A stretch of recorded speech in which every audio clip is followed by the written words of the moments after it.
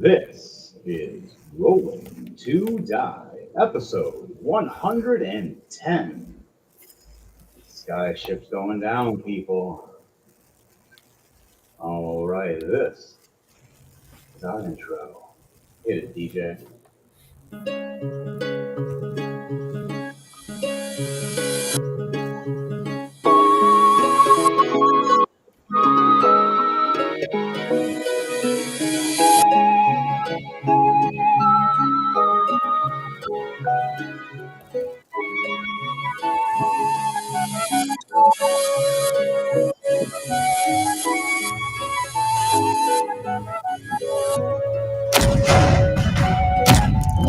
You get mad.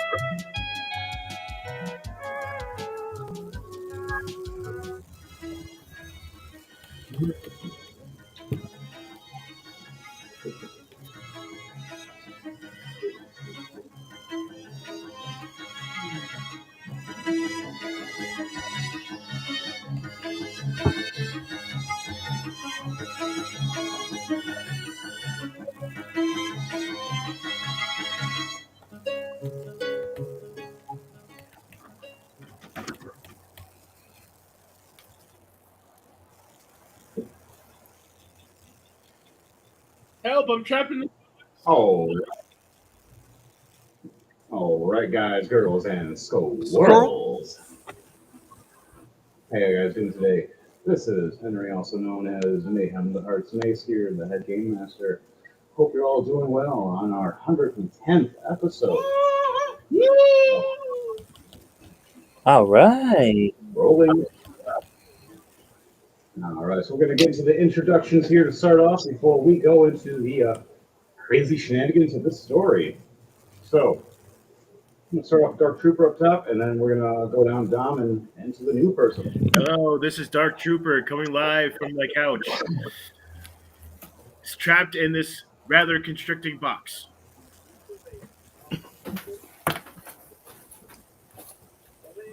Hello, everybody. I am Dom. And today I'm just being a dominant vision right now, visualizing today. And as you can see, I am in the understudy of the illustration studio side. So prepare to enjoy. And be amazed. And also, there'll be a special and for our newcomer that just joined today for her first time in Rolling to Die, welcome. Hi, my name's Alex. I'm from my lovely dorm right now, which is named S, which is why I'm not turning on my camera today. Perfectly fine. And your character's name? Her name is Anya Yegua Islas. See, that 10 times fast. Yeah, I'll go with just Anya. Sounds good. You'll say that, everybody just look at you and be like, what's her last? Sounds fashionistic. It's Gaelic, like she said. Yeah, she's Perfectly fine. part Spanish, part Mexican. Come on. I love it. All right. And then last but not least, And bringing you your music, and also playing everyone's favorite Black Dragonborn and Fire Ganassi, Droll, Argier, and Edward Knight. I am DJ Thunderbeast.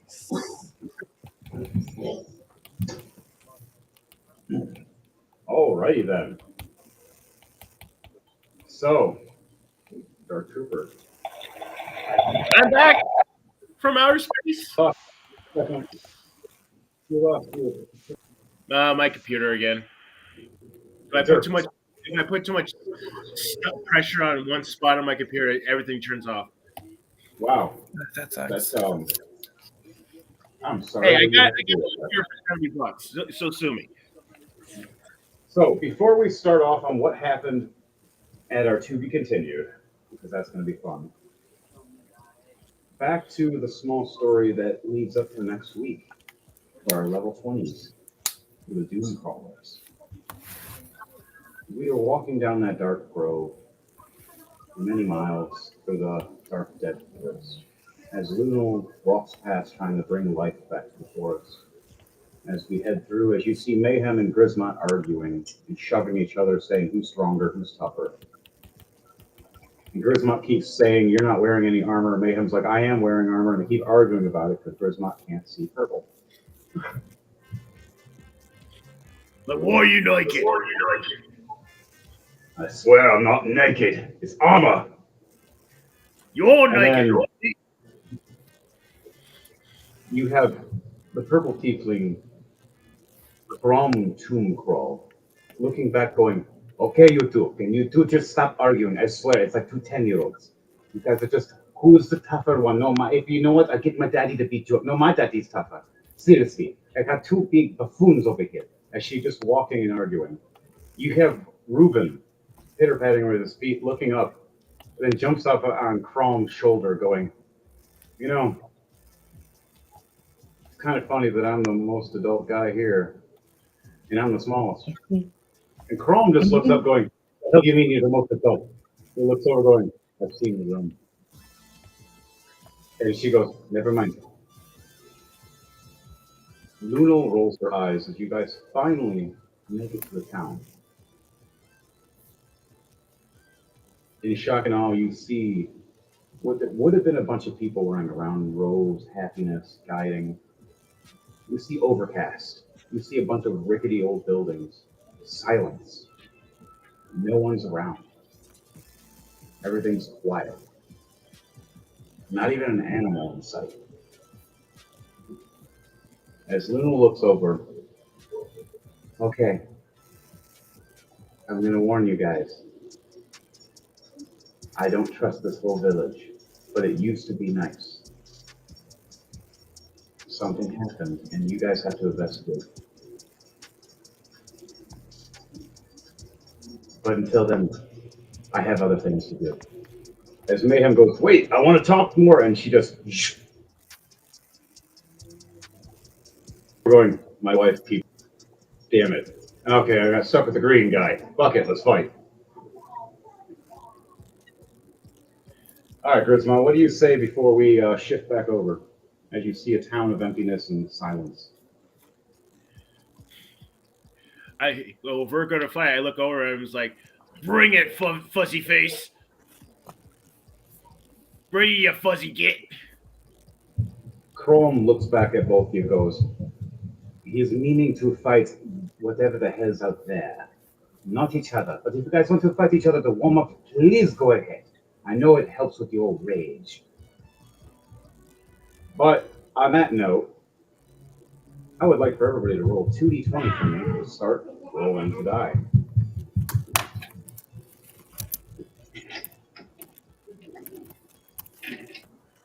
11. 11 and 18. Do you want each of them or the total? No, each separate. What was 4 yours, and Chris? 14. I got a 12 and a 7, 19. No, I already said it. What is it? 12 It and was what? a 4 and a 7, 11. Oh, 4 and a 7. Okay, that's a little. Okay. There's a lot of 4s tonight. Dom, you don't have to roll unless you want to. Ophelia rolled a 4 and an 8. What about Drax? 3 and 15. Okay. Don't touch Well, my the only dad. one that have any good luck for today will be Drawl. Everybody else, not so much. You kind of got all just going to have a bad day. So, back to where we were. you hear the last words of Edward Knight. And what was those last words, Edward Knight, before what happened? I'm a get. You, you. Hopefully, you have better luck next time.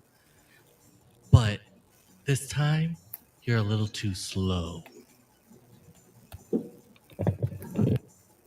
As all of you hear this throughout the ship of all shadows, all of you look around, even on the sky ship up above. And right when you go, what? He disappears through the shadows, back heading to the dark purple flame. The engine, as he shot the energy, hit, and it started getting ready to ignite. The whole engine room. You see Princess Ophelia in the room across with Valor. I don't know what's going on, but I think something bad's gonna. And she gets her head smacked right against the wall, and Valor head first against the wall as well. Both taking. Oh, they're so damn lucky. 1 point of bludgeoning damage apiece. I rolled the Dungeon Master D30, and it gave me a 1. It wanted to save the princess. Okay, so they both get knocked back. Not dead, not unconscious. A surprise. The ship, as it was level, the explosion boosted it. So now the nose pointing downward, and the rear boosted forward up in the air, now helping it guide downward. Wouldn't the explosion also propel it faster too because of the concussion? Not exactly from how it was. From the explosion, what it does is it blew out the back and the side of it, so it pushed it forward, but it pushed it in a motion upward, going down in a drop. So it kind of does a weird slow motion for a second for you all, where it explodes and all of you rock, and then it goes, and you guys go, whoa, whoa, like you just pause for a couple seconds, go, oh shit, and then just drop. So for you, you're at the very front of the ship, Fleming. And you're on yes, you are. That's the last place you were left. It's on the very front of the crossbow bolt. There with Drax, both after fighting the Rook. That was the last thing that we did besides Drax, besides Drawl heading back up to the crow's nest. So I want all of your reactions of what's going to happen, and then I'll ask Alex where she is after all of you. Well, after the explosion, I was rocked because I was in my battle stance and I got rocked over, and because of the explosion. And I look back and I see this big black smoke coming from the rear, and as the ship's heading tilted forward, I start sliding like shit.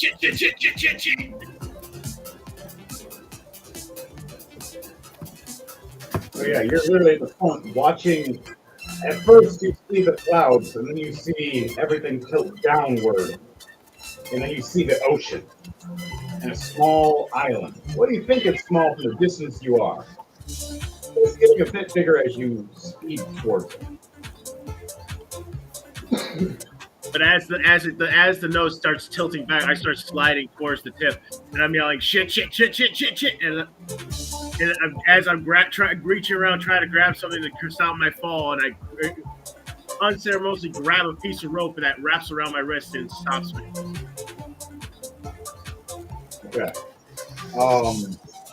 Roll an athletics check to see if you can catch at the time a scene for anything. 2 + 7, 9. 2 + 7, 9. All right. So you barely slide and grasp and slip. And right as you slip and you're about to fly forward off, the rope hooks your magical rope and hangs you just enough for you to get to grasp that edge. An 8 would have been a failure. A 9 just barely succeeds. Only because you're a magical rope aid. The wind is pushing forward, though, under your feet, making you so your body is level, kind of, as you're now hanging to the ship. Kind of like a elongation period now. As you're realizing the velocity and gravity is starting to change. You see Draxon is running up and trying to help you. I gotta see if I do. A 15 plus 11, okay. I run over there to help grab and aid you as you see this purple dragonborn run up to you and grab you and pull you up with his wings, trying to flex with them and use the wind to guide back up. Now he's going to try to do something. You want to do this crazy acrobatics thing with me to try to get into the store area to get downstairs to where the princess is? Yeah. I'm going to try to chuck you then. Throwing you with the wind. This is going to be a 50-foot chuck. So I got to roll and you got to roll. So both of us roll a strength check with advantage, please, because of the wind.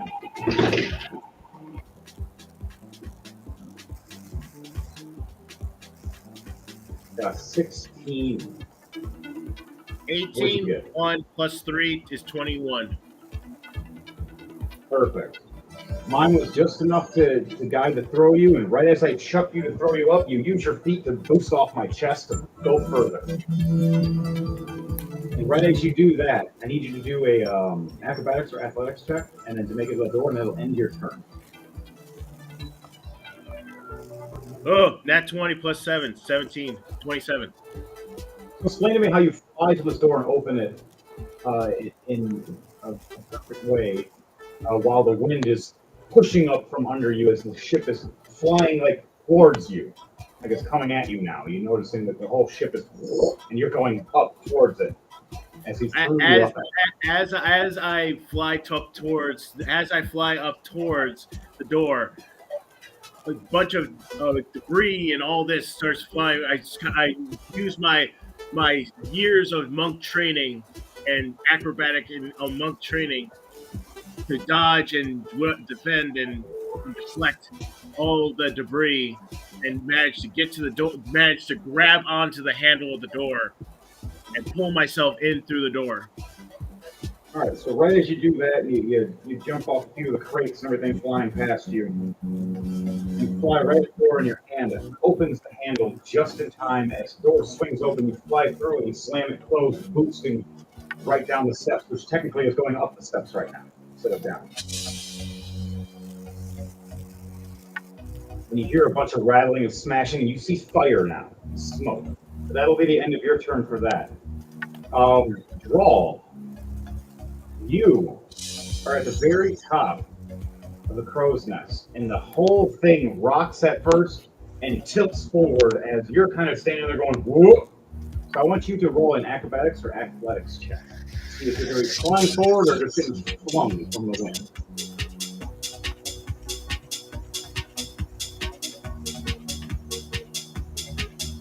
11 plus 7, 18.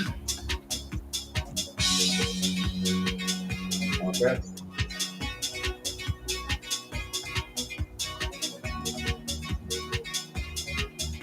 $17. 11 Okay. plus 7, 18. 18. Okay. You get flung forward at first, and you use your wings to guide with the wind to hang on.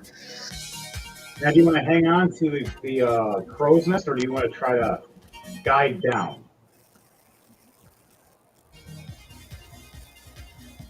I'm going to try and hang on to the edge of the crow's nest. All right, roll a strength check for me, please. As you succeeded with this, the last check, you'll get an advantage for this check.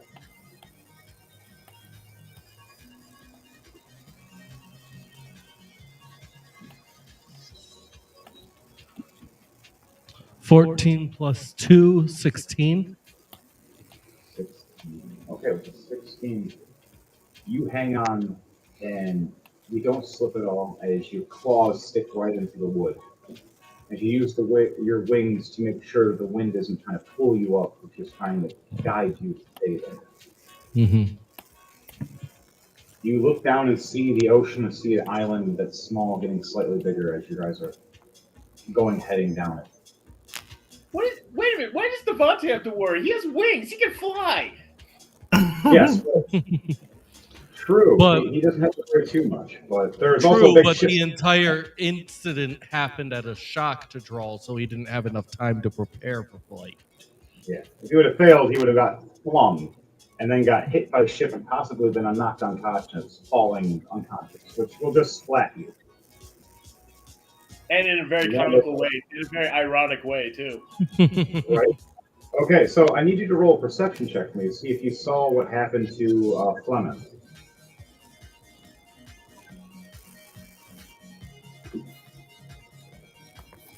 (11 plus 6, 17).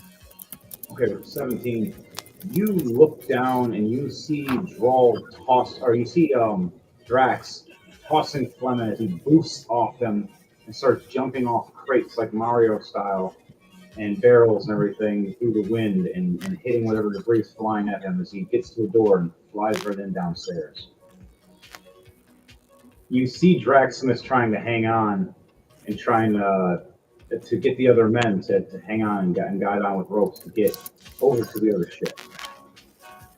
Sadly, a few of the people were lost. As I rolled for them, and anybody that got under a 15, they flew off to their doom. Lovely art for the ground. Lovely ground art. Right? That or water, depending on where they were flung. Then they're fish. No, yeah, then they're fish food or they're whatever crab food that decides to walk on the island. Or whatever fill in the blanks creature that's around. So, back to it, guys, girls, and squirrels. One more thing for you, Droll, before you head off next to Alex. What would you like to do as you're hanging on? Is there anything of spells or ideas or with your magical rope that hooks to your hip? I am going to take this canvas I've got in my backpack and try and use it as like a parachute sail. So you're going to try to just glide into the sky? No, I'm going to basically try and attach it to the ship and try and see if it can slow down the fall. Okay, you're trying to do that. With that might change trajectory, which is fine. It's going to be fun if you try to. It's going to you're going to have to do a strength check the second you hold and hook this thing.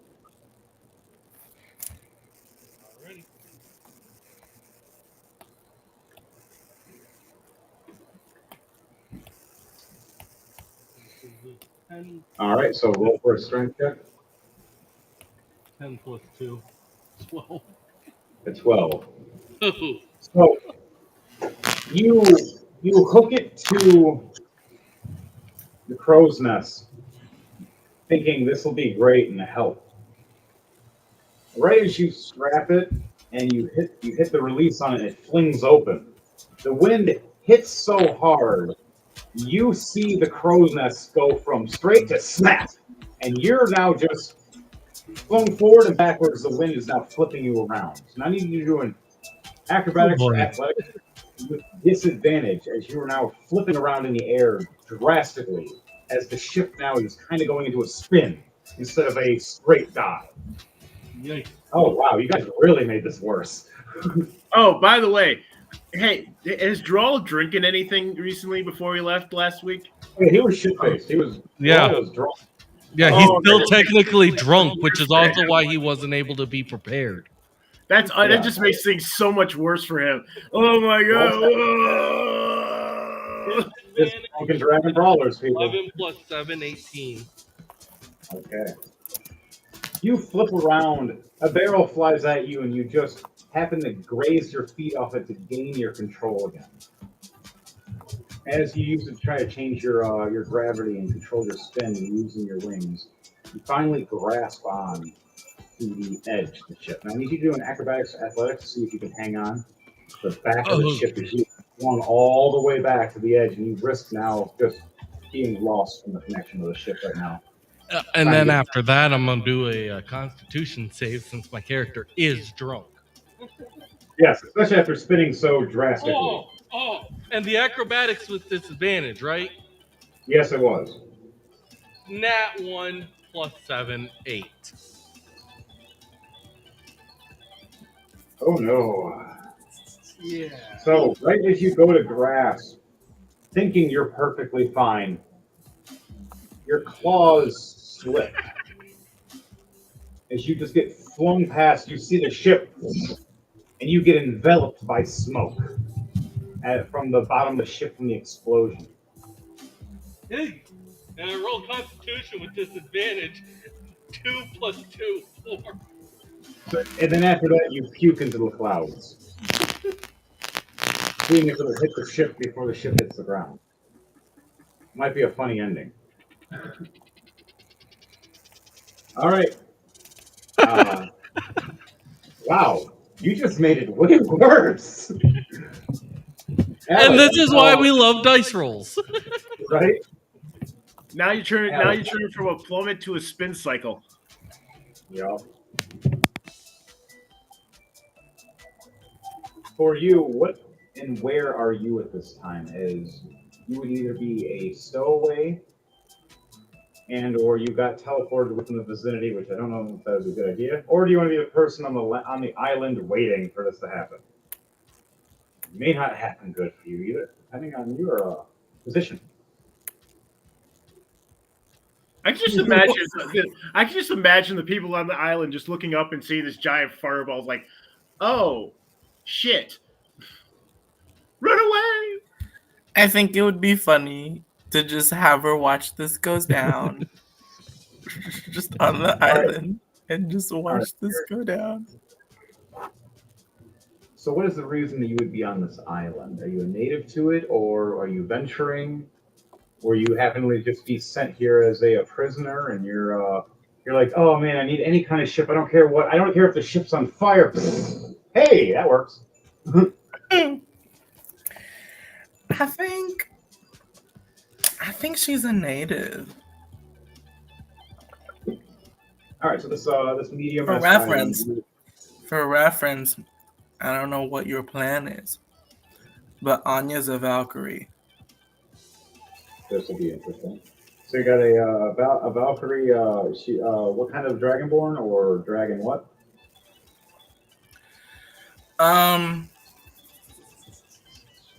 She's not dragonborn. She's dragon-esque. Probably from siphoning dragons' powers from generations back. All right, more like kind of like the lizard Unbeknownst people to her. Instead, they're kind of similar, but they're not. I have some of those ones too. Actually, I have a really cool one. It's a princess one. I'll show it to you later. I don't know. And what I do have her as is it's like her generations past did some shady shit and took away a bunch of dragons' powers, and she has them through her amulet, which she just thinks is a family heirloom. Okay. So it's the reason why she has more of a dragonborn-esque presence, but she's not a dragon.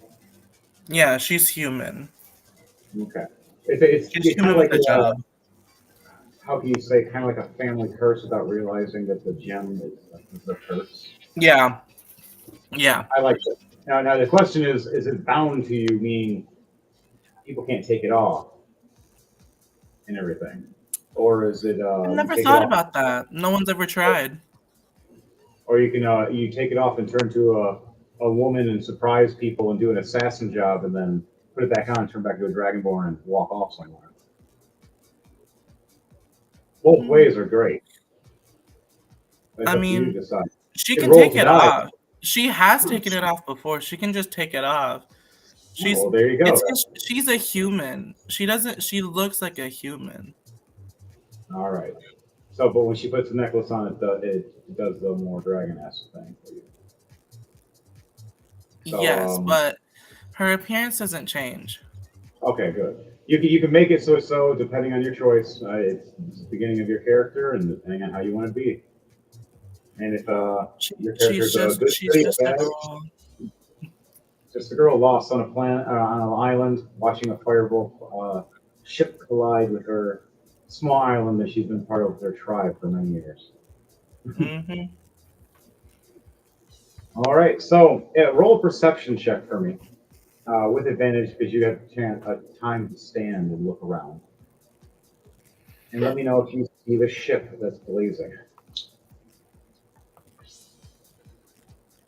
So that's gonna be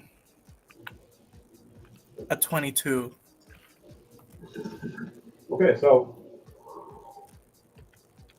22. As this happens, you look up and you see this giant wooden barreling ship flying at us, and kind of like a weird spiral turn. Not exactly too fast, just more like a slow turn, twisting as the as smoke is billowing out the back tail end of it. That's a really weird hurricane. There you go. Yeah, you don't know what this is exactly. I love that.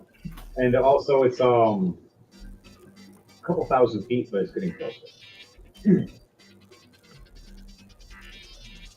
So, also with your perception as you look around, you see the sandy desert area part that connects to the ocean, and you see where your tribe is. That's a couple hundred feet away. That more of the center of the island. You see the small fish shore that has a few of your old buddies. That you see a small shadow at first. You start to notice though the shadow is getting bigger and spinning slightly like a little weird circle. And it's near the uh, fishing area that you have a couple buddies that always gather the fish for the families in that section. There's two of them, but this is the south area and there's the north area. Hmm. You got anything you want to say or do, or you just want to keep watching and observing this black circle getting bigger and spiraling? That's approaching my friends. Yes. It's kind of like above them, kind of like this in the ship. It's Hmm. the shadow of the ship, the ground, and it's just now swirling. And like And six. I'm to assume they're oblivious. They're completely oblivious. They're fishing and laughing, high fiving each other. One just slapped the other one with a fish and did that weird, goofy game with it. And now they're all doing a funny tussle on the sand, beating each other with a Um, fish. can I ask how far away they are? Can I reasonably get to them in time? I'd say you're about 45 to 50 feet away.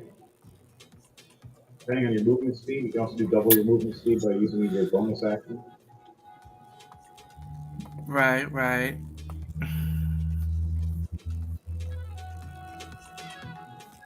You make an enticing offer. All up to you, unless you want to watch your friends go splat. Depends on your character, depends on how you act or react.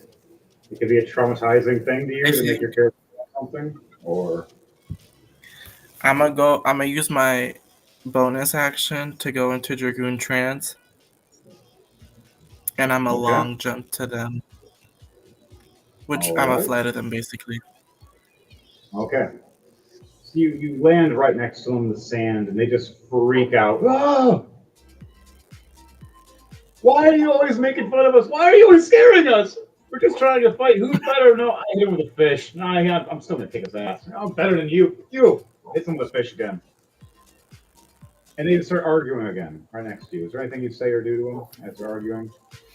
How tall are they? One's 5'7", and the other one I would say is 5'5". They're still, maybe one's a teenager, one maybe a mid to late teens. The other one's early 20s. I grab them by their hair, and I pull their head/eyes towards the sky. All right, roll a strength check for me with advantage, please. See if you can yank both of them fast enough and strong enough. With advantage? Yes. That'll be a 24. Okay. They yank up, and they go, what? Whoa, whoa! Oh my God! And they start freaking out and shaking as they see this sky ship barreling down towards from the sky towards their little fish hut. And an immense pace and speed and black smoke behind it, and just swirling slowly as they see the black circle of the shadow at the ground now getting much larger. What's the last thing you do before we end your turn, and then we shift over to Princess Ophelia? I've never asked this before. Reasonably, how difficult would it be to fly away holding them by their hair? Your character flies. My character does fly. She flies 90 feet in one action. Okay. You have strength check, but it'd be definitely a disadvantage. And they would probably be screaming in immense pain if you're hanging by their hair, unless you just tell them to hang on. Fine, I'll be nice. I tell them to just hang on, and I pull them by their shirts. All right. You notice they have these raggedy shirts as you yank their shirts. They just barely hang on as you pick them both up, flying off. Now I need you to do a strength check for me. This will be a straight roll instead of a disadvantage. What was that? Do a straight roll for a strength check for me.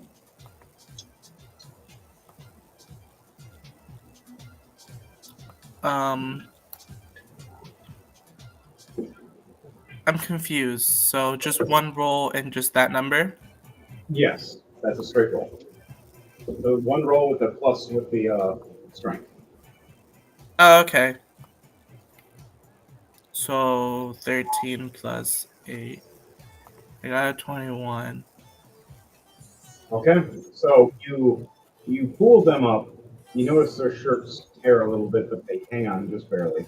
But because of the weight, still you go 45 feet instead of 90 feet because you're carrying Fair. two persons. But you get within a safe distance of the time, so you can set them down and look as you point, as you see the ship about maybe hitting the 1,000 to 1,500 feet mark before it crashes. Now back to us. Princess Ophelia gets back up. Valor looks up going, it's all your fault. Everything is your fault. We're going to die because of you. And he tries to grab her by her neck, and she shoves him to the door.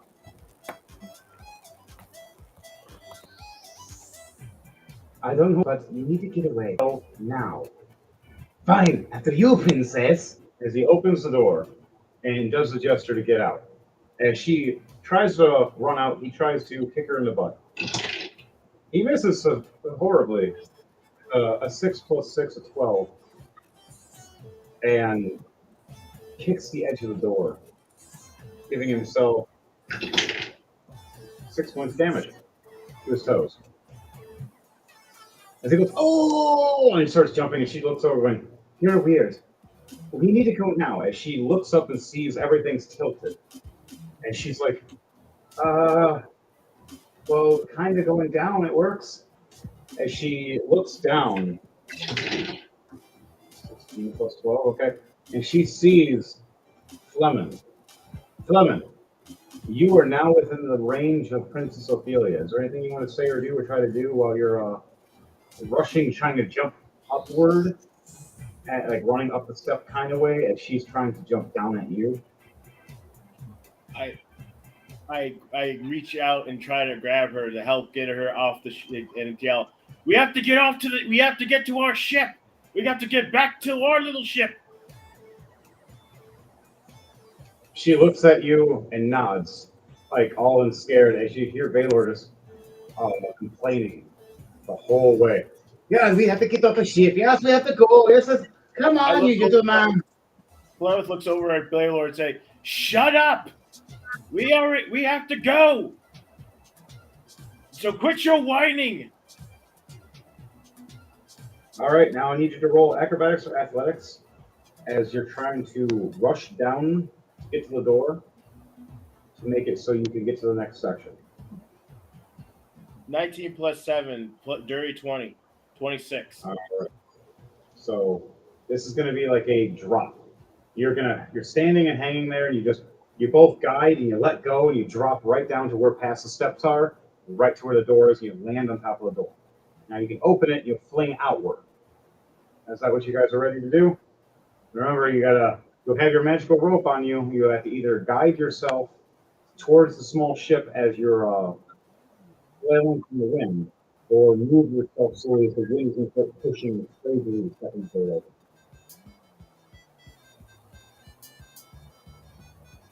What was that? The wind is going to be crazy blowing around you the second you open this door.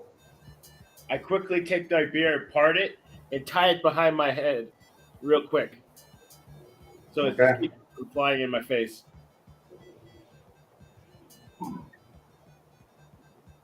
All right, you got your magical rope on your hip, and Princess Ophelia has hers, and she grabs the door. And before I do that, I take my potion of magical flying and just drain All it. right. You drink the whole thing, and she looks over, nods, and reaches her hand out to your hand to hold. So the second she opens the door, she doesn't get flung. And she opens the door. The wind blows the door right open on you guys the second you turn that handle. Will it rip the door off? No, it just flings it and slams it open. As you guys are when you're trying to go downward, it's trying to push you back up. The wind is. So now you got to push yourself around as the wind is coming at you drastically. I squint and as I'm pulling myself up I yell down, "If there's anybody down there, it's time to go!" You hear a few people trying to climb up, a few people screaming, some people screaming they need a medic. If you can't do it yourself, leave them and go for the greater good. You hear one guy, "Ha, a greater good." Ah! Shut up, you tell supervisor. That's great. All right, roll a strength check for me as I'm going to roll one for Miss Ophelia. She had an 18. Nice. All right. Do I get advantage? You do, yes. She does not. But she still rolled an 18. Actually, I got better with the last one. 15 plus 3, 18. All right, so you both got 18. You both successfully pull yourself through, as Valor does too, just barely. And you guys start making it to there. It's going to be hard now from here. You do have the potion of flying, though, that is helping you. You got to keep close to the ship, though, because if you start flying away from the ship, it's going to suck you away. And if you fly with her, it's going to slowly lower you down over time. That's not a bad thing. Yeah, that's not a bad thing, but depending on if you get hit or not from the ship flying past you at a drastic speed. And all the guts and debris and all that, right? There's a bunch of things swinging back because the ballista stuff is about to snap. And Draximus is screaming to get on the ship. As you notice, he is already on the small ship, getting things hooked and open. Come on, guys. I yell over, "Draximus, disconnect the ship!" You see him running and try to Okay. Okay. He successfully runs over to disconnect it, so it stops spiraling with it, and has it turned on. You see him run right over with the acrobatics checks of a 14 plus 11. He just makes it grabbing the wheel and controlling it and trying to base the level of speed with you guys, but at a even level where you guys can get on. So it's going to give you a chance. It's going to give Princess Ophelia a chance and Drawl a chance to get on a small sky ship. All right, so all of you are going to have to roll. Drawl's having a different kind of issue right now. But Yeah. you have to actually roll an acrobatics or athletics check, Dark Trooper, for your Clement. I have you same Princess Ophelia. Do I get a advantage?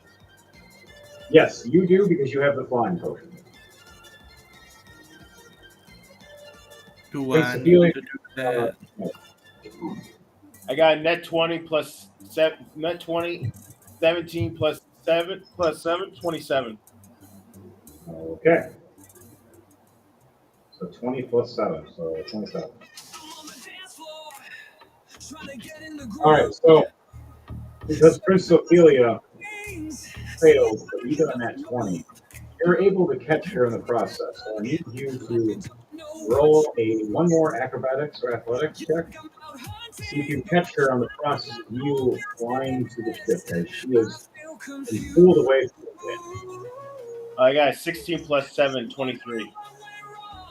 All right, you just grab her and hang on as you pull her onto the ship. All right. You guys just made it on there as Draxmus looks going, what about everybody else? You hear a message. How much farther are we? How far are we from the ground? 800 feet. And it's about to be closer. I say we wait a few minutes to give the. I'm gonna have Princess Ophelia get on the ship. She's gonna say, "Princess Ophelia, get someplace and start batting yourself down. I'm gonna go see if I can save more of the crew." You have pretty much one turn to let you know. About 800 feet, dropping from this distance, the velocity is about 1, maybe 2 turns. You can see some people are trying to exit and vacate. Other people are teleporting. And as you're saying that and getting ready, you hear a message in your head from the cleric that was trying to revive Scattermace. You guys go. I have ways out of this ship. I'll take the Scattermace and I'll repair him. I'll bring him back to life one day. You guys, save that princess. Be safe. As she ends the message for you not to reply. I nod and go. What about the rest of the crew? To message back. Do I have the ability to message back? She wasn't going to allow it, but I will for you for that because you had a chance to say it before she did. Okay. So what do you say? I would say, what about the rest of the crew?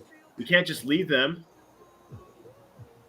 Some have their own fates, she says. Others have already left. As you notice, some. Go ahead.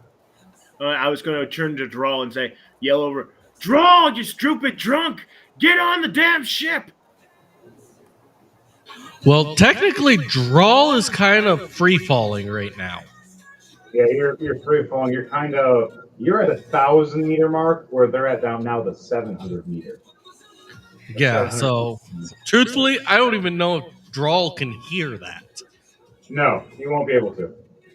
Not with the wind and everything right now. You'll be screaming off the.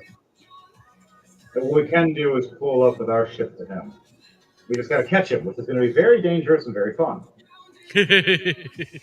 Okay, then I go inside. I go inside. Then in that case, then I go inside, close the door, and yell, "We're ready. Let's go!" Valor.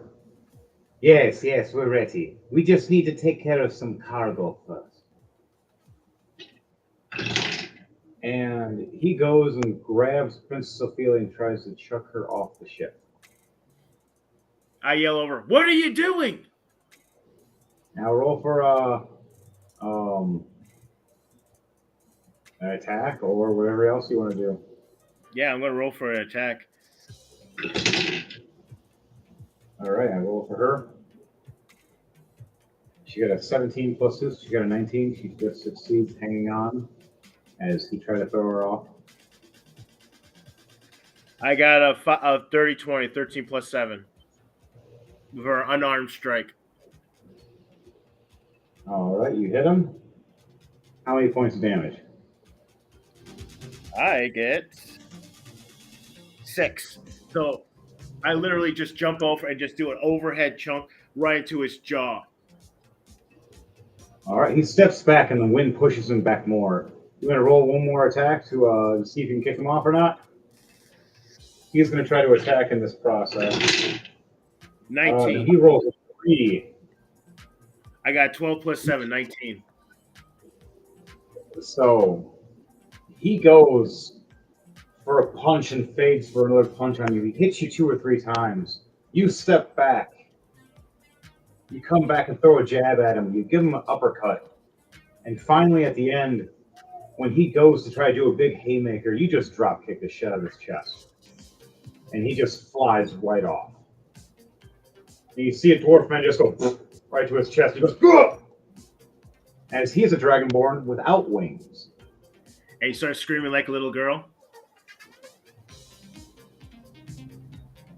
They start screeching off. As you see Princess Ophelia look over and point her fingers right at him at his boots and say, "Dispel." At 6th level. Purposely dispelling his boots of flying. Which he doesn't know that because he didn't hear that. So you guys make it onto that part of the ship and start flying forward. It starts getting closer. A draw. We pull up with the ship towards you, trying to catch you. I'm going to need you as you're doing a crazy free fall. You're going to have to do a survival check. You need to roll for a survival check, please, for the first one. By the way, I also Plymouth finds a pair of goggles after he kicks Blair out of the ship. He just so happened to find a pair of goggles in a box and puts them on real quick to protect his eyes from the wind. You notice when you put them on, small words on it saying "scatter mace, spare pair." Yeah, I'm sure he won't mind me borrowing these. And I quickly adjust to my face. All right. He's Now not you have like some very much of a position to object anyway. It's going to increase your technically your dexterity by 2. The goggles of accuracy. So I open the door and look over and yell as we're getting closer to draw, and yell, "Oi, drunk! Get over here!" while as you say that, a thing of puke flies right past you, just missing your face. Not helpful, stupid drunk. Draw. What was your survival check? A 13 plus 2, 15. You just barely succeed. As you catch for it now, and you open your wings just in time to start gliding. Flemeth then reaches out, grabbing onto one of the railings by the door, and reaches out to his hand to help grab Droll and help pull him inside. And both of you to roll an acrobatics or athletics check to see if you can catch. 17 plus 7. 4 plus 7, 11. Good thing he rolled higher. You miss at first, Fleming, trying to reach as you see Drawl fly past and catch you and pull himself on by swinging himself over. He lands on the ship as all of you have reunited, except for Valor as you see him flying past. Anything you say besides the chuckle itself? Oh, no, no. Yeah, You if, look over over. and yells, "Good riddance!" Princess Ophelia goes, "How dare you attack me, you whore!" Draximus goes, "My job's the bodyguard, but I couldn't really, let go of the ship, or we'd all would have threefold again."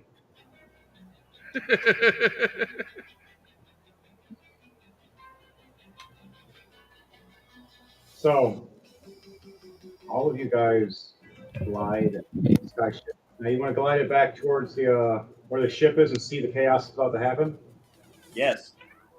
All right, you guys get front row as you glide a couple hundred feet above, maybe about 100 feet, and you just float right where the water is and just watch where the borderline of the water and land is.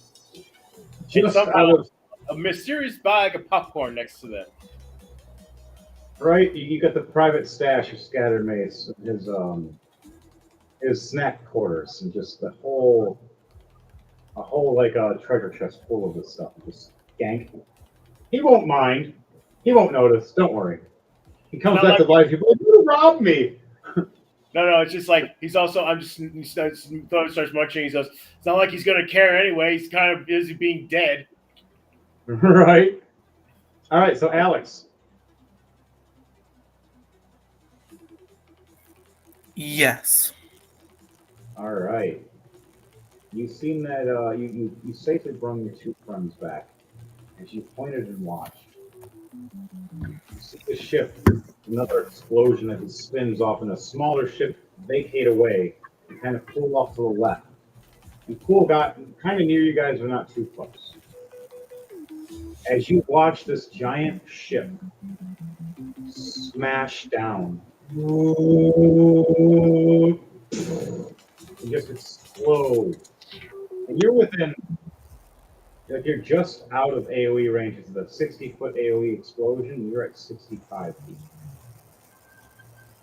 That 45 that cut with that 20 feet of movement within there saved you. Like you're that 5 feet was the one saving thing.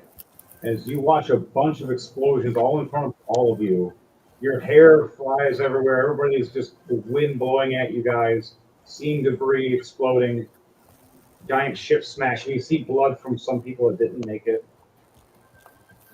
Then you hear, "Ah!" and you see Valor.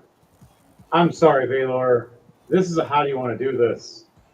You roll and you slap right in front of Alex and her crew,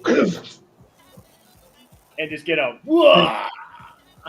and then an acidy puke right after hits the body and starts cooking the body at the very end when it had the final death save.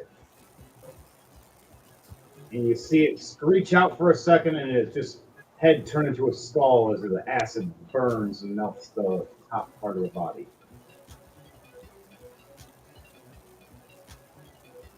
Damn, that's dark. I'm sorry, Valor. You died. I had everybody roll. I had him. It was one of our friends. He has multiple characters, especially for this story.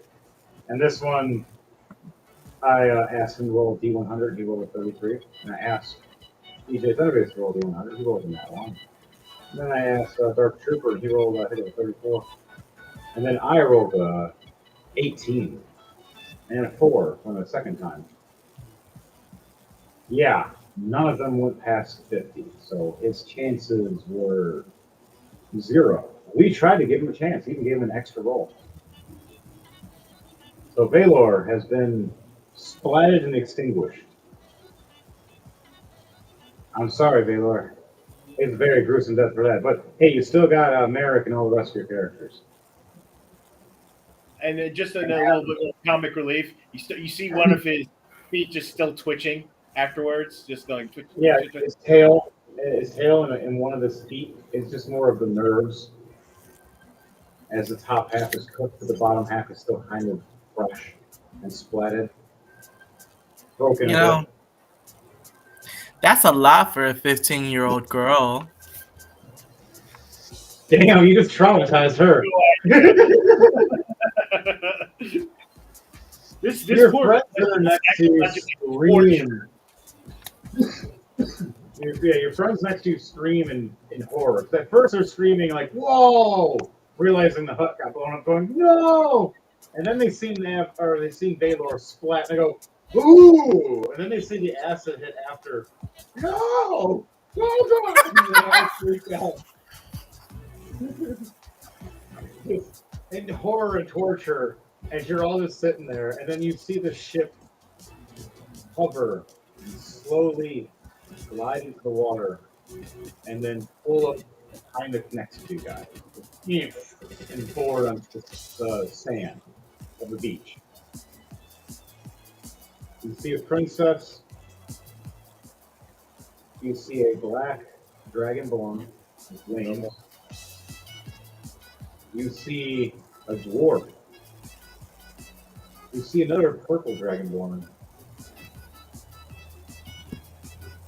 And all of them just walking over, looking over the edge, as you hear the words of a silver-haired princess. As her hair was originally black, but as she's been using her magic like crazy, it's been turning her hair silver. I didn't hear you. What made her hair silver? Magic? Using her magic too much. Like in a berserk mode, like an avatar state. She is the princess of avatars. And she has a choice of being good or evil, and that depends on you guys. Right now, she's kind of the half and half mark. The only person that's really kept good on that is Fleming and Drawl.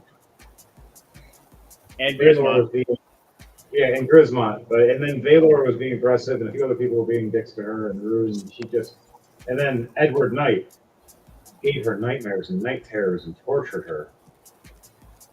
So she's, gone through some things for a 16-year-old. So you got a 15-year-old and a 16-year-old meeting for the first time. As you hear Princess Ophelia go, take that, you fucking bitch. How dare you hit me? No. A princess, let alone, you're supposed to be my guardian, and now you're dead. She looks back at all the rest of you going, I hope this never happens again. Flemeth goes, looks down. Can Flemeth jump down to the island? Yes, you're within range as you see the board drop down and hit the sand, so you can walk down it. I walk down and go check the body of Baylor to see if there's anything that can be salvaged from his stuff.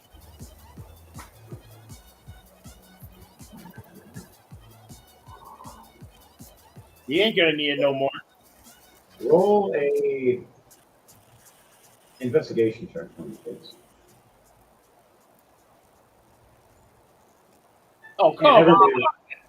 I got a 3 minus 1, 2. Oh, wow. Found nothing. You search and look and see just this crater in a half a body and the rest being skeletal and cooked.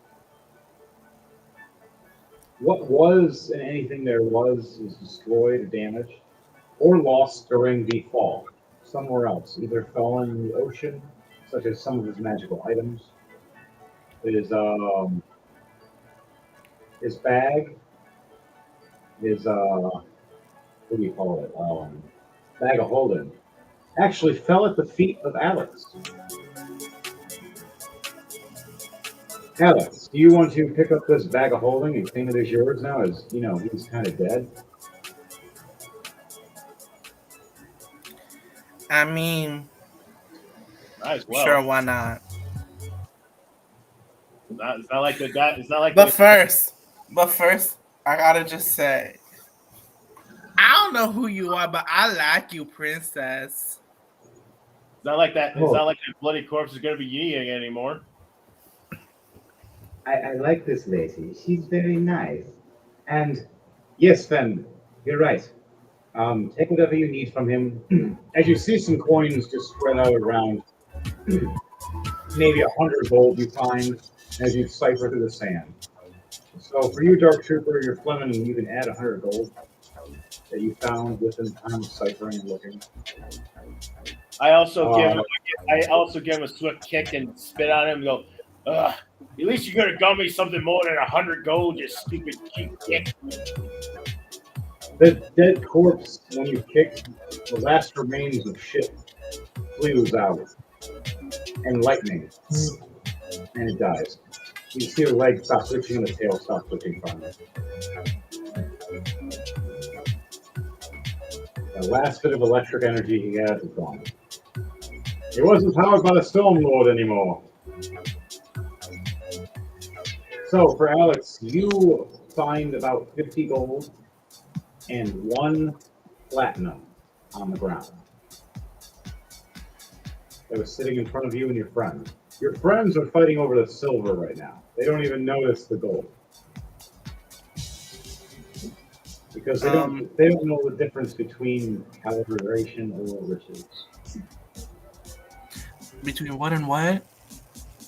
You're the 2 friends you have right now. They're not very smart, so they're fighting over the silver right now while you have some gold. Oh, that sounds about right.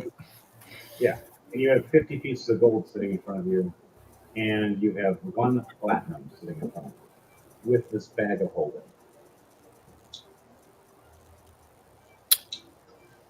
Well, I actually have my own bag, like genuinely, like it's part of my character. So I'll just Perfect. Well, put it we in got her 2. bag. Do you know what happens when you put a bag of holding I in mean, a I'll bag of take the holding? bag. It's it's basically You a put- bag of holding. I just get to design it however I want at my mental disposal. Yeah, this one that you see is a brown leather one with a dragon face on I like it. I'm gonna it. With a take white. it and I'm going to put my little bag in the big bag. Oh, don't do that unless you know what happens. Do you know what happens when you put a bag of holding in the bag of holding? No. You make a portal, and anything in the middle of it when you do it, if you don't get out of the way in time, you get ripped apart, and then it turns That's into real a funny. oh, it's dark, So and then what would it it opens happen? you get a portal to this sea plane where we all get sucked into a floating, like kind of like space ocean energy, and there's creatures out there that try to eat us, and it gets really hardcore. They happened to us at the very beginning of our D&D for Rolling to Die. Literally, our first freaking episode was everybody wanted to take a left turn. Mhm. I have a question. So Does yes, he have an answer? So theoretically, what would happen if my bag that is a portal, I placed it in the bag of holding? is it a portal bag that's not a bag of It's a holding? clutch specifically. It's just a clutch. It's a clutch. Okay, so yeah, if it's not another bag of holding, then yes. But if it's another bag of holding, it's going to make a portal. That's interesting. That's the rules of bag of holdings. It's a chaos thing you can do. We actually have killed bosses that way. Oh no, no one knows how to kill this thing. And our buddy James was like, "We're inside its stomach. Yeah, give me the bag of holding." And he stuck one with a knife inside the stomach of the monster. Opened the bag of holding, grabbed it, and stepped back to the other one, and successfully made it inside, making a portal rip open the guts of this monster into the astral sea as we bamfed out with another with the teleport spell, or a what was it, dimension door, as we bamfed out with the dimension door right after. And the big boss That's monster not died not too well. long after. So yeah, there's a lot of To, consequences to it. You can keep one on each of your hips. so to answer your Um, question, I will not be putting my bag in that bag. Good idea. I'd be like, hey guys, new character. I'll just. I mean, I'll take the. I'll take. I'll Right take after the bag. hitting I'll take the bag, but what is a clutch if not to hold money? It's Oh, not we like make I got any keys. one for money, one for stuff. Exactly. There you go. So you do that and If focus anybody that. got some All right, key to you the want city, they to? We're going to have you do an introduction to your character to them. As you mentioned this with your 2 friends, start freaking out, noticing these other people now, and trying to grab their. One's grabbing his bow and arrow, the other one's grabbing a spear, which they're makeshift bamboo wooden, but they're not. They're still dangerous if you hurt somebody. But You're the only dangerous one, technically, out of the three. But they don't understand that these people are just landed on their island. You do occasionally have people show up with boats, but not after a catastrophe.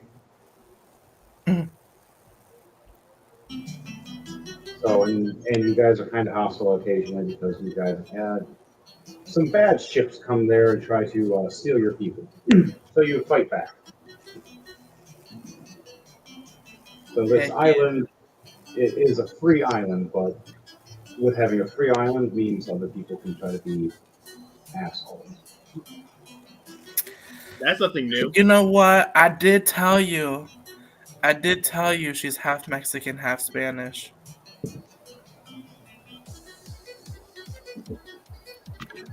That's fine, Chica. So, would you like to introduce yourself as you see the princess walking down after a dwarf kicks the dead body as she walks up and spits at it? Droll, do you come down as well? Yeah. Draxus will stay on the ship and guard the ship just to make sure no one does something stupid. Is Draw a little wobbly from all the alcohol? They're like, Yeah, Droll is still Yeah. messed up. So all three of you walk up to you see Alex and her two friends. Will give them some interesting names. What would you like to give them for names, or do you want me to make up some names? I can name one Juan. I actually knew a Mexican guy named Juan. We used to say Juan 2-3, and then the other one's Bob. I think we named the other one Bob. We should name the other one Ness. Bob. Yeah, Ness. There you go. You got Juan and Ness. Oh, Juan Ness. That's perfect because in the other thing, the only other Mexican girl, her name was Ness, and she had a brother, and his name was Juan.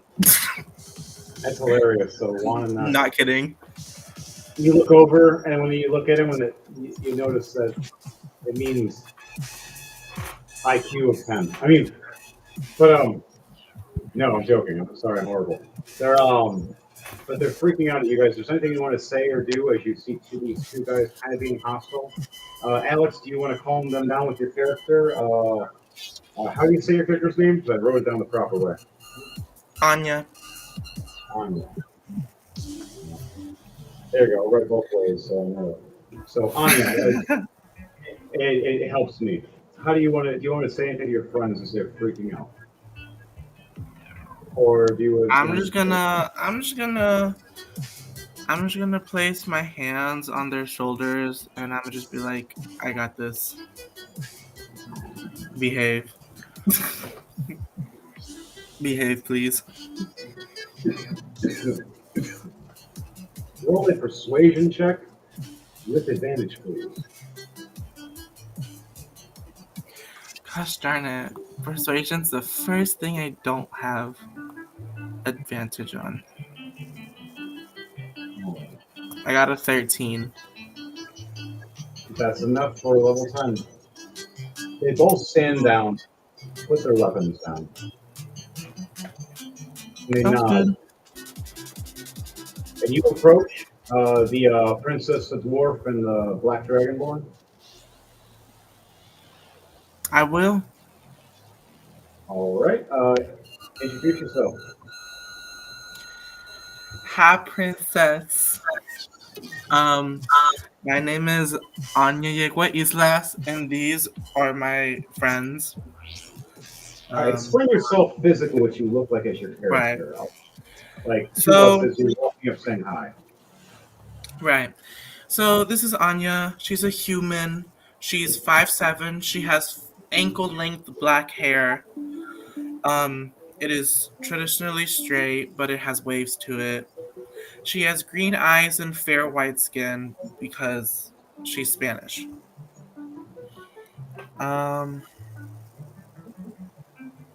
She's skinny. She's actually a flyer. I just realized what that sounded like. She's a flyer, as in when it comes to cheerleading, she's the one who gets thrown in the air. And that's kind of her entire personality. So She's she's kind the. of a Oh, go ahead. she.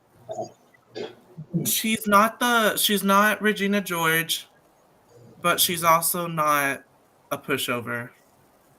So she's Buffy the Vampire Slayer, but with dark hair.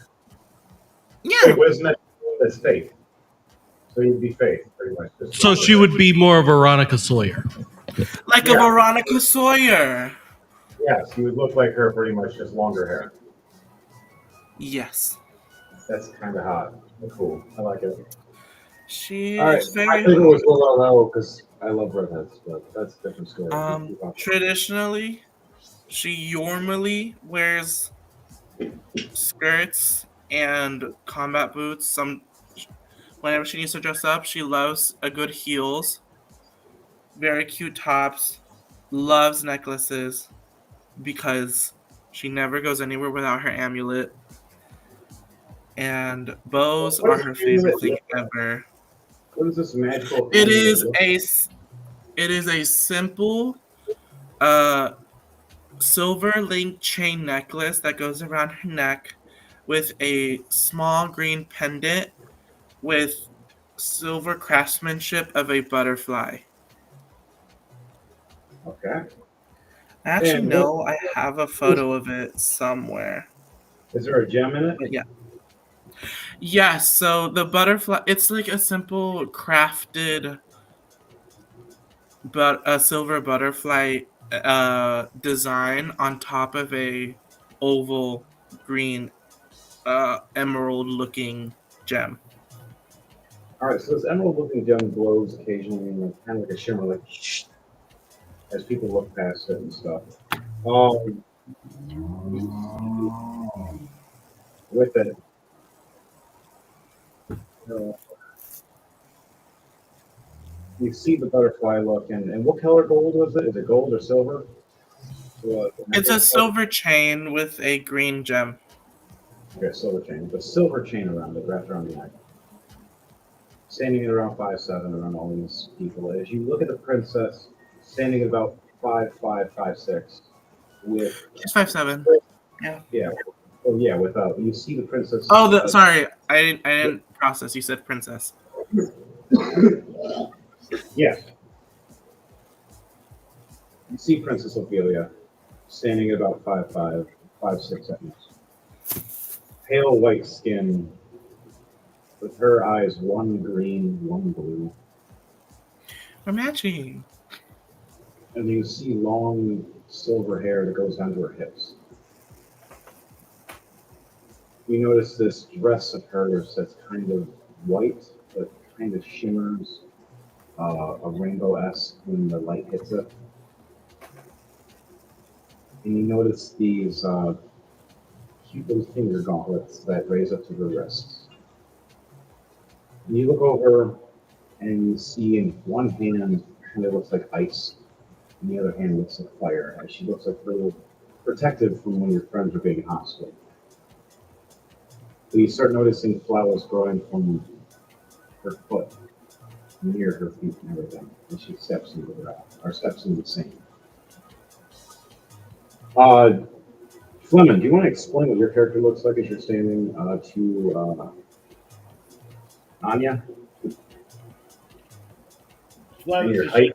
kind of still crouching by the body, fiddling with his staff. He's just a simple monk with simple leather boots and a gray and reddish striped tunic with a belt and simple trousers with a reddish I think it was like with a reddish beard that's knotted that has braids and knots and balding on the head and a simple warrior and his hair what hair he has left on his head is tied into a warrior's knot. He's currently fiddling with his staff quarter staff of cleansingness of cleansing. Mhm. Yes, called it. Yes, and attaching the shovel head so he can start burying Baylor. Because even though he was a jackass, he still deserves to be buried. And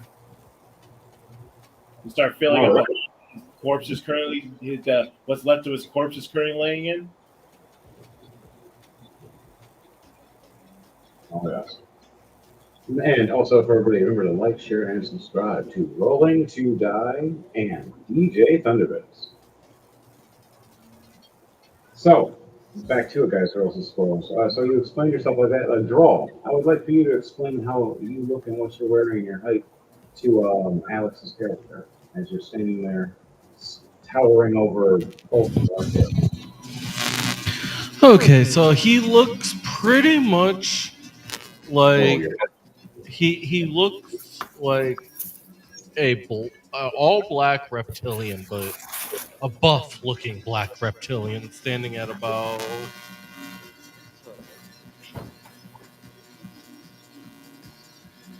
he stands at about 6'3", and he has two horns. One on he has a horn on each side of his face that come down right in front of his mouth. He is wearing golden armor with a black cloak over top of it, and you see him with a club and a sword on his side. He has a oh, sword Dom. on one side and a club on the other. And then he also has a quarter staff on his back. And inside his coat pocket, he carries a blow dart.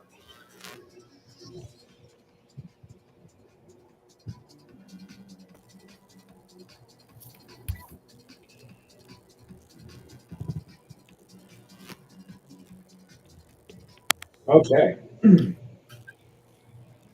Dom looks like either had communication issues or he passed out. We'll find out. He had to get off. That's it. There it is. All right. I was just about to get him back on for a second for. That's fine. Yeah, he does that. Hey, leave C message. That worked that time. All right, guys, girls, and squirrels. You guys meet each other and exchange hellos. What do you guys say or do after that before we head off to the next part? Flemeth is just minding his own business, finishing parrying Baylor, and just grunting and sweating and doing that. All right. You see Drax finally get off the ship for a second and put a small, kind of like wooden gravestone, stick it there, and then walks back up into the ship to guard and watch. Stays quiet. As for you, Anya, you see a purple 6'8" purple dragonborn with wings, with a big axe in one hand and this weird orb in the other that he occasionally hangs off his hip. And he has a elongated tail, and his wings look more like a mix of black dragon, like he's a mixed breed.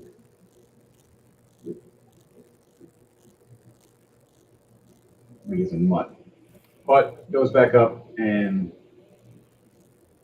holds off the ship. So for the rest of you guys, now we can go into either your choice of her introducing us to the people here for townsfolk stuff, or see if she wants to come with us on an adventure.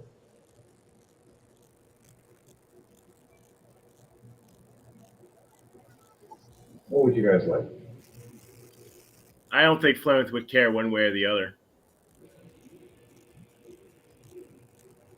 All right, Anya, what would you like to say or mention as your character as you've seen this all and you notice that they're gonna get back on the ship soon? and you've never really left this area, and you've always been wanting to adventure. What would you like to do?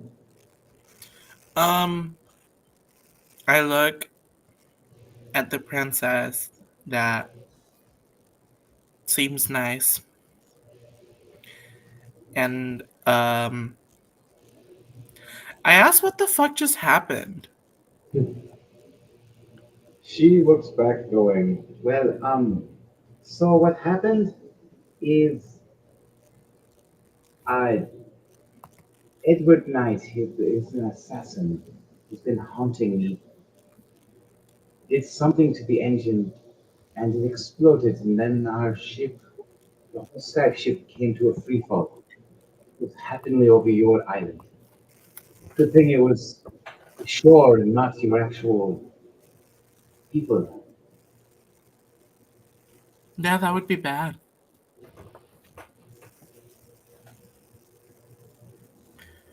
I mean, if it makes you feel any better, like I have also been hunted for like the past year. High school was not fun. You guys have schools here. Hmm. I'm enjoying it. Nice. Yeah. As Me and Ness are. Her brother's like 24. she smiles, going, "Well, if you want to join us and maybe have an adventure, you can ask any of your friends or parents or whatnot. If not, we we have to be going shortly." And right as she says this, the whole ground that you're on, the island you're on, starts shaking and rumbling because of the heavy hit of that falling ship and explosion. Your island wasn't a normal island. I always wondered why it always seemed like it was moving at times. Because it was. This is Mhm. a land turtle. Your island has been on top of a giant land turtle for a very long time. And the land turtle's smart enough to know that there is civilization on its back and it won't kill them by drowning them. It's on top of a what? A giant land turtle. Oh, okay. I just kept hearing land. I'm like, the land's on top of a land? No, a land turtle where you have Right. a island on top of a land turtle. Right.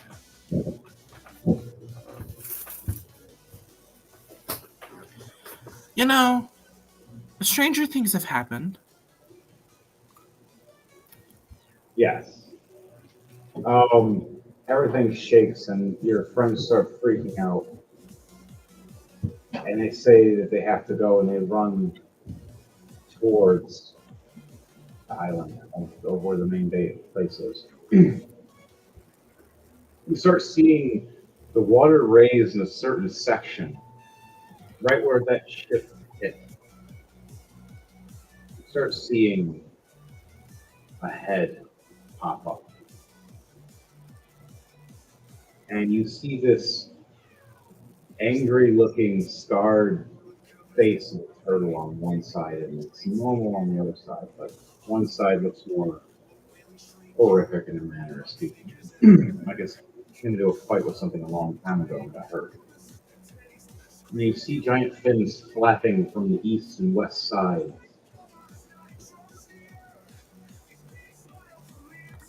You hear screaming from all above. Your whole village starts screaming and shaking and freaking out. Those who are magic users start trying to make a shield.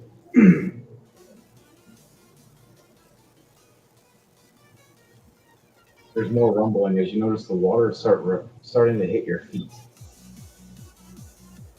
Where you were standing on sand about 15 feet away from the shore, and now the water seems closer to your feet. Anything you want to say or do, or all the rest of you guys?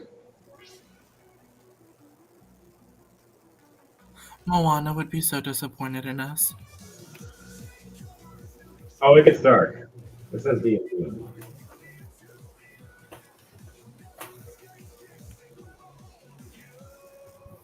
I mean, in the span of, like, I'm assuming 5 to 10 minutes, my island has been crashed. Thought it was being invaded. It's fine, we became friends. And their crashed ship hit my island. That turns out to be a turtle. And the turtle is receding back into the water and taking us with it. Am I missing something? One hell of a backstory.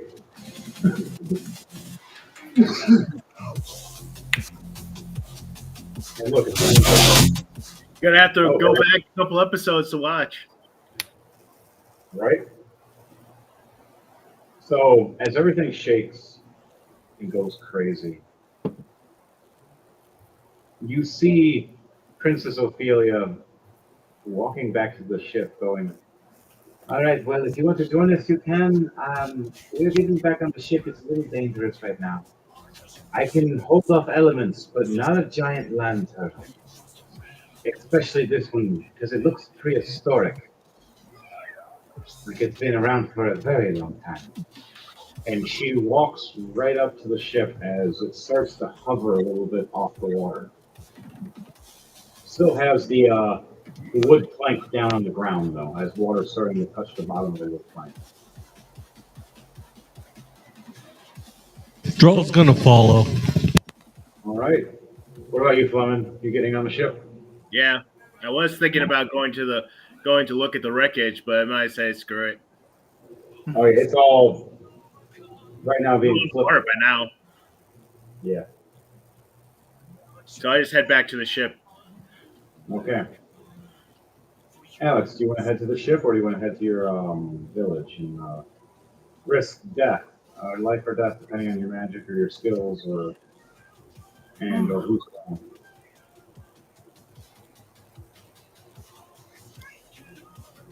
I'ma I'ma take my chances and I'ma take a couple seconds to ask if Ness and Juan wanna come on the ship. Let's roll for them. Let's see.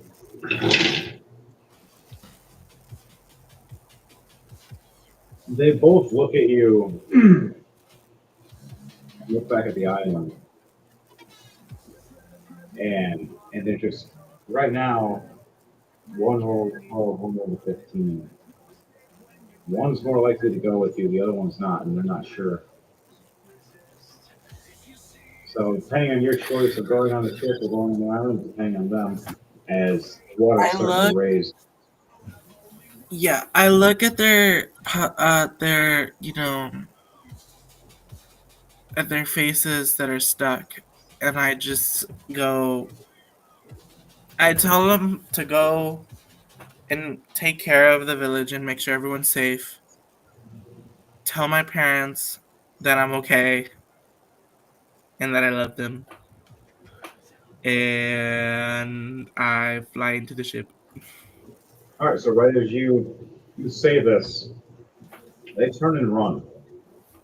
So right as they turn and run, you see the fearless blue energy shield pass right behind them, right as they a barrier between you and them, as they keep running towards the island, as it covers over their their whole little village that has a civilization on it.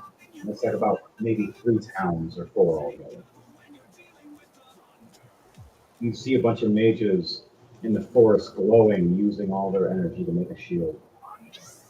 They start lighting up your ancient runes that are helping make a protective water barrier so they don't suffocate or get crushed by pressure. Hmm. As only the elders and the mages knew of the giant turtle.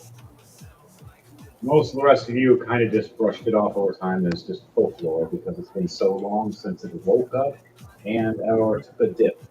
Because it got hit and you got shocked, it's like, I'm going to go down for a minute.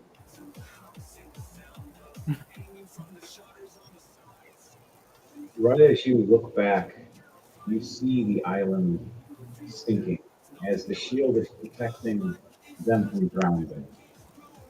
Right as the shield closes fully over, a little bit of water gets in, of course, and scares the hell out of some of them, but protects them as the time goes. The giant turtle pushes down towards the ocean, and you see splashes of water everywhere as you get on the ship and it raises up as we start floating above the ocean again, about 50 to 100 feet, as even the water from that is still splashing at us. In that distance, as it's going down. And you see that glowing blue orb on its back for maybe a minute as you look over the ship watching. Well, you see it moving around drastically and crazily. As the ocean is filled with many orbs. As they looks like the giant turtle's fighting something in the water right now. You don't know what it is or how deep it went. Maybe good, maybe bad, depending on the rolls. I'll ask you one day to roll for me, and that'll determine the storyline of what happens next for that. Okay, all you guys are now on the ship. I would like for all of you to roll a turn of initiative so we can keep this in order, as all of you are now here, as we're going to be going through talking and flying, as there might be an enemy or two that lands on the ship. Look at this guy. 9 plus 2, 11.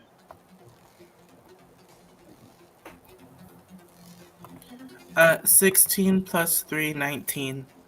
And this is a what? Turn of What are we rolling? initiative. Initiative.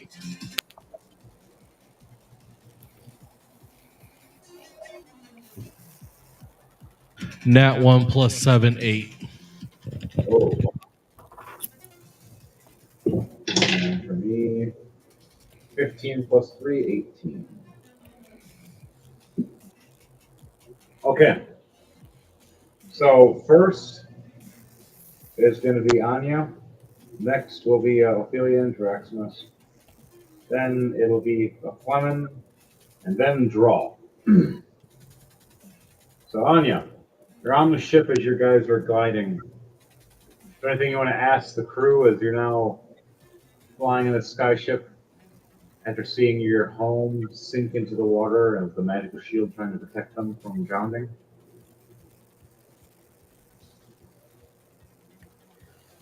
Where are we going? Over the hills and through the dales to the next horizon. Over the horizon to see where the sun gets sets. AKA Bat Light.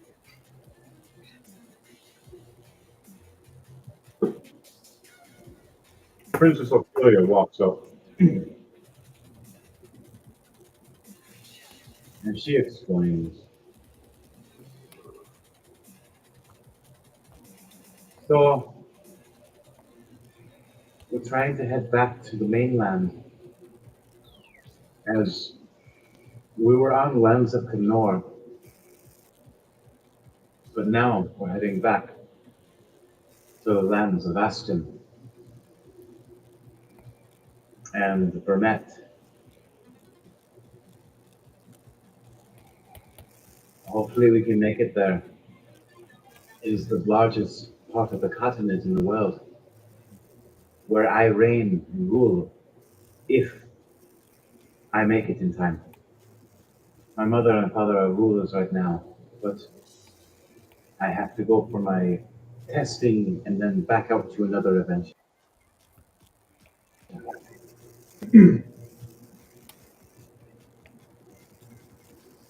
So you have to have a oceanic fly. It's going to be a couple weeks long, which we'll have in the ending of that story, but that's still a little bit away. But for now, we start off flying away, heading towards the proper direction. As Draximus is using his floating spiritual orb that looks like kind of like a compass right now, guiding him to the right direction.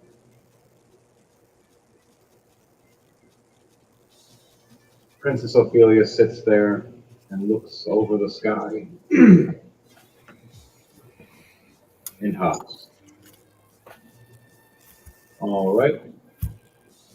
Before we go to the next person, I'd like for everybody to roll a perception check for me.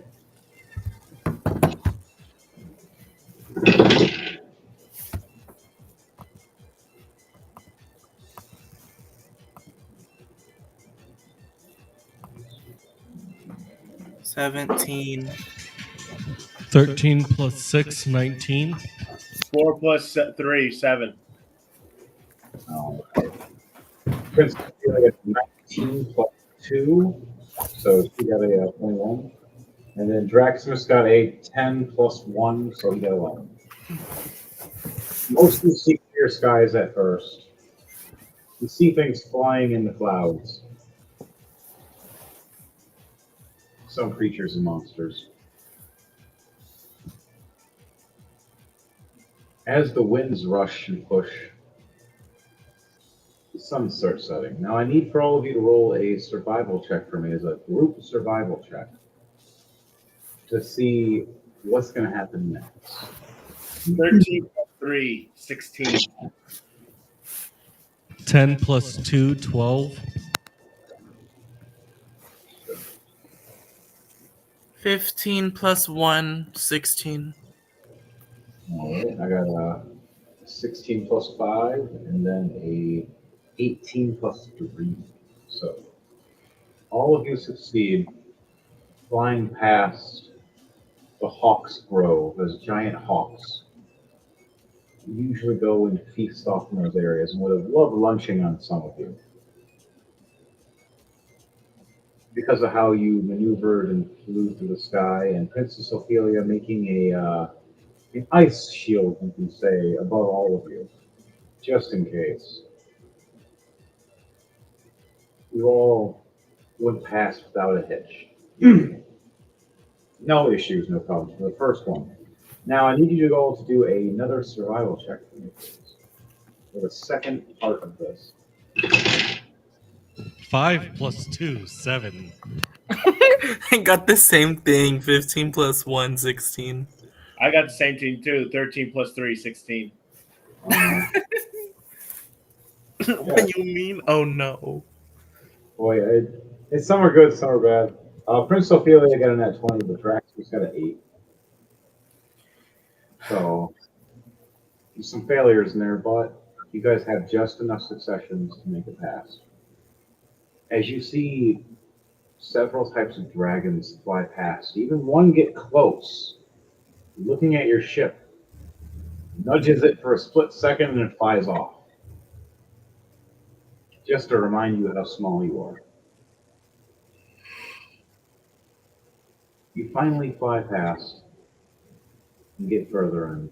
Now we're going to go to back to it. It's going to be Fleming. What do you say or do before we go to the next survival check? And same thing with the DJ Thunderback's going to do next after Fleming.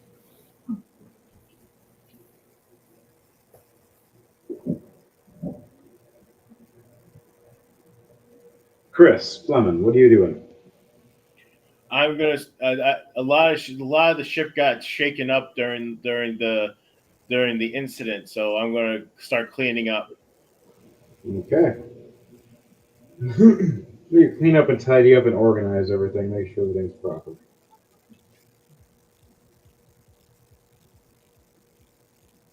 Okay, Drawl, what are you doing? He is doing inventory down below. All right, you're doing inventory down below. Okay, on that one, for Alex, what are you going to be doing? Are you going to be up deck or downstairs? Are you going to be dealing with anything? I think I'm gonna just stick with the lovely princess. Okay. Which I'm assuming is driving the ship. No, Draximus is driving the ship. That is the purple dragonborn. He's flying the ship. The princess is just hanging out with him because he's the bodyguard of her. Ah. Meh, I like both of them. That works. I'll hang out. All right, you sit and talk. Uh, while you guys sit there, Prince Ophelia explains her backstory of her family and how her mother is the queen of ice, and her father was known as the elemental knight in the forest, and he became king, and she became queen, and they had her and made a avatar, Which is what? which she became Princess Ophelia. I see. And then she became, she didn't release her powers until recently when they were under attack for other people trying to take reign. Mm. Where this will look.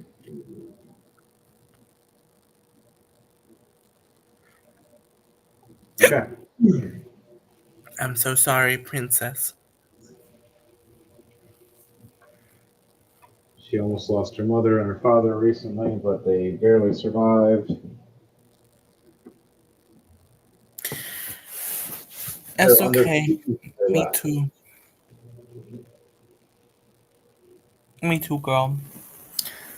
Um, my dad, he has super strength, and my mom wasn't born with powers, but she does have the family amulet that lets her get those powers. But when I became of age, I got it, and so she's powerless again. But I was actually powerless as well until about last year. And Princess nods and she goes, "Yeah, me too. I had no powers, didn't know how to do anything. And then we got attacked. And all these drunken dragon brawlers here saved our lives. Originally with one of Yeah, their masters, but he disappeared." I'm sorry to hear that. Yeah, we thought that I was powerless for a long time too, and my dad was trying to be supportive, but I could tell he was um disappointed. But then turns out I'm not, and I'm just a late bloomer. But yeah, because of like my dad, I can turn my fists and therefore my pom poms into concrete blocks that I adore. Oh yeah, that's hardcore. So you're like a lollipop chainsaw without the chainsaw with the cinder blocks. Mm-hmm. But yeah, I get it too. For all of freshman year, there was this really crazy man that was trying to kill me and my family, as well as the families of me and my friends. One of them being Ness. They took her brother actually, and like tortured him and had him for like the whole year, and we barely just got him back in January. She looks over all sad and smile and goes, "Well, I'm glad everything's fine now. I just hopefully the dragon turtle won't, or the land turtle won't try to have any issues underwater. The land that we're going to now is safe haven. We're going back to the monk monastery when we can. We also have to tell the news of Valor to the Grand Master of the Drunken Dragon Brawlers."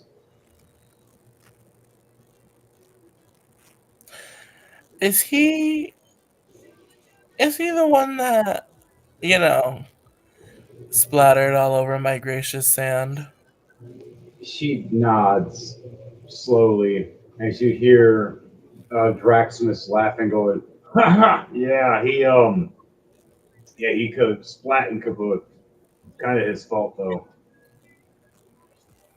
The guy was a stupid kid anyway.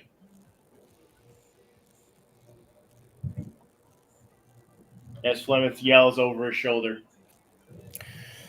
Well, I mean, I'm sure he had some importance to the world and to you people. And Princess Ophelia goes, he was a great fighter. He was a great bodyguard at times, but when we got stuck in the magical sphere of wizards, He was he lost utterly useless. he lost his mind when he realized that if he died, he would stay 2D instead of 3D, be there forever. He blamed me for all of it, and then every time something happened, he thought it was my fault. Well, that's not fun.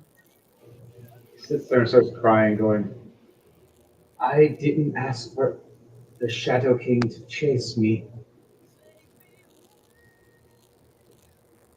He haunts me. He messages me randomly. I just, no one, no one understands. He knows where I am at all times. I don't know how. As Edward Knight is scrying on her, looking, going, yeah, she's back in a skyship, Chrome. I feel like at this point, Anya would definitely be on her knees in front of the princess, and you know, if I so may, wipe the tears off her face and be like, I get it. We As you try all to, have gone. as you wipe the tears, you've noticed they're ice. Mm. They're like ice stickers. Shark Boy and Lava Girl much, my princess. She smiles, going, my temper makes the elements. As you notice the clouds around you all, within your vicinity, all start becoming black. You see lightning striking around them. As she's upset, and you see in her eyes tears that turned ice, but in her eyes are lightning.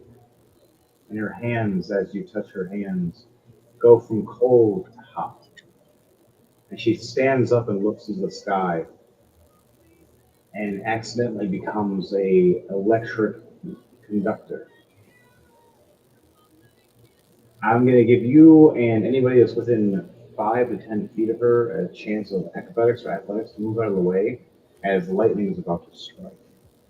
So roll a acrobatics or athletics check on Anya, and then it's going to be Draxmus as well, and then Clement as Brawl is downstairs. 12 rolls.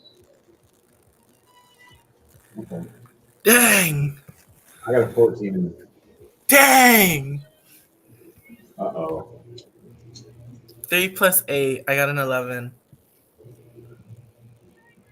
Clement, what did you get? I got caught off guard. For a survival check? No, not yet. Athletics or acrobatics? Yeah. Do we get advantage? No, you get disadvantage. Oh, Dang, disadvantage? we get disadvantage? Yes, you get disadvantage because you don't know what's happening. As she stands up and tries to move you away, but she can't say anything as lightning is just her hair starts raising up. 8. Dang. 12 All and 1 plus 7 is 8.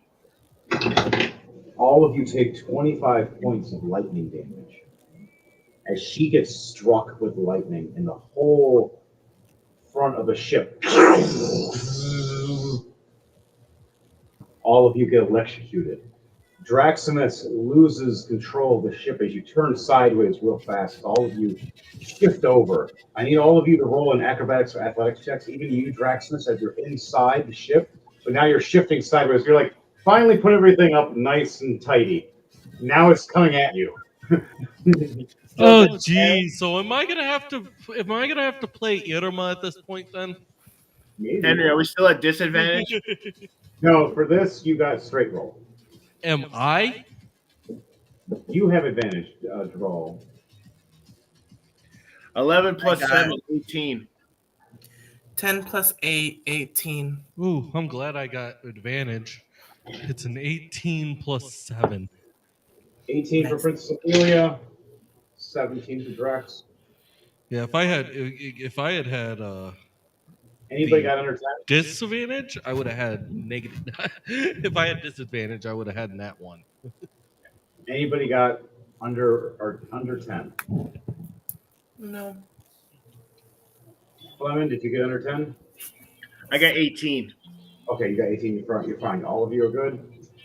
You all hang on just in time as it shifts over and he catches back onto it. Maximus holds and pulls to make sure the ship stays sturdy back onto the winds.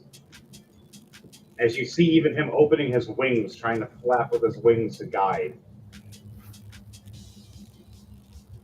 You see Princess Ophelia looking back at all of you with tears, going, "It's all my fault," as lightning strikes again at her. But you guys are far enough away now from the AoE. Now I need all of you to do a survival check for me. This is the last one to see what happens next. What the fudge? Do we get advantage or disadvantage? For this one, it is going to be disadvantaged because right now all of you are focused on the princess, not noticing what's going on in the sky. 12 plus 2, 14.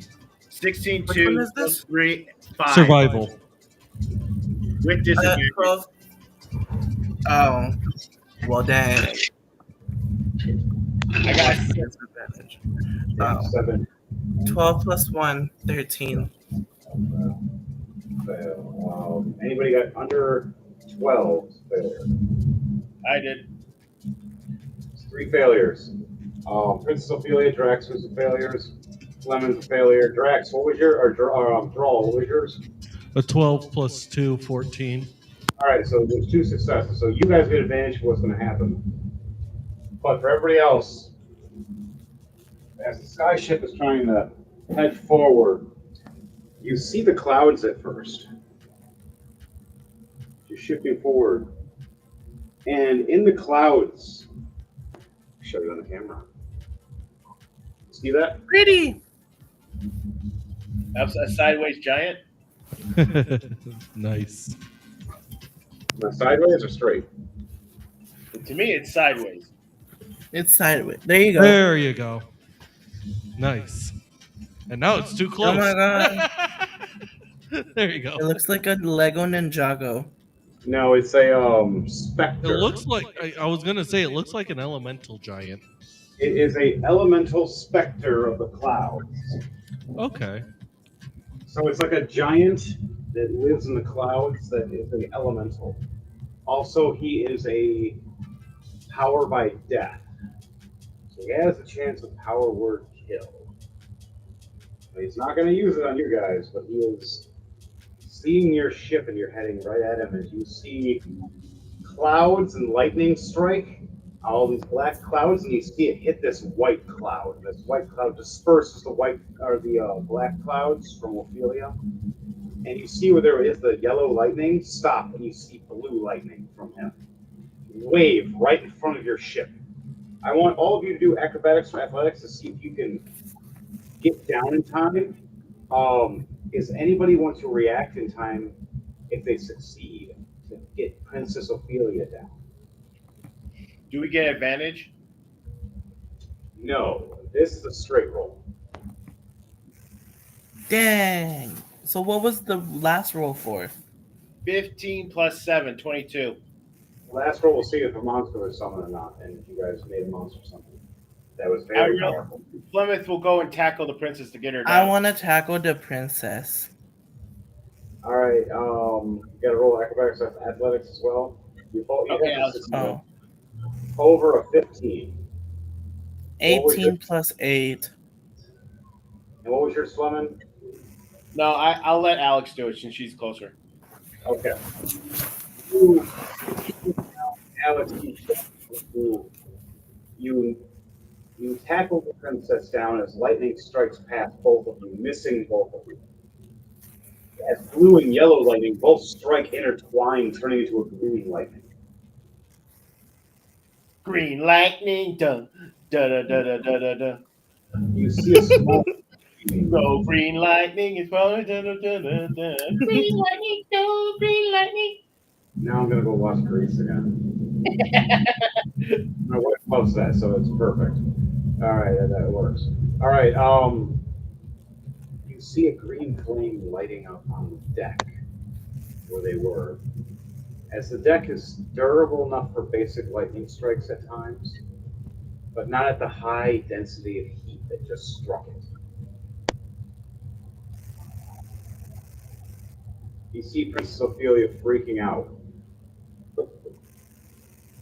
And you see the specter smiling, going, "You all entered my domain, mortals.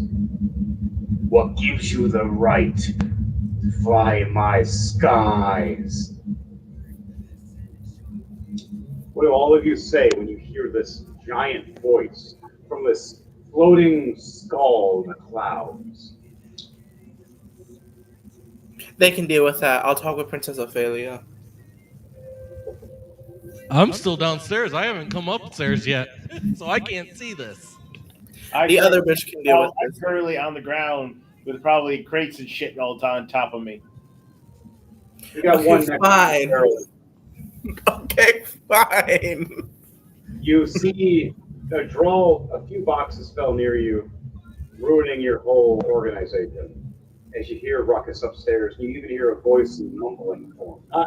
You hear it loud, but it's not loud enough for you to hear it properly. You hear Unless you grumpy go- growling and angry growling, like stupid, And then you stupid hear lightning. top of your.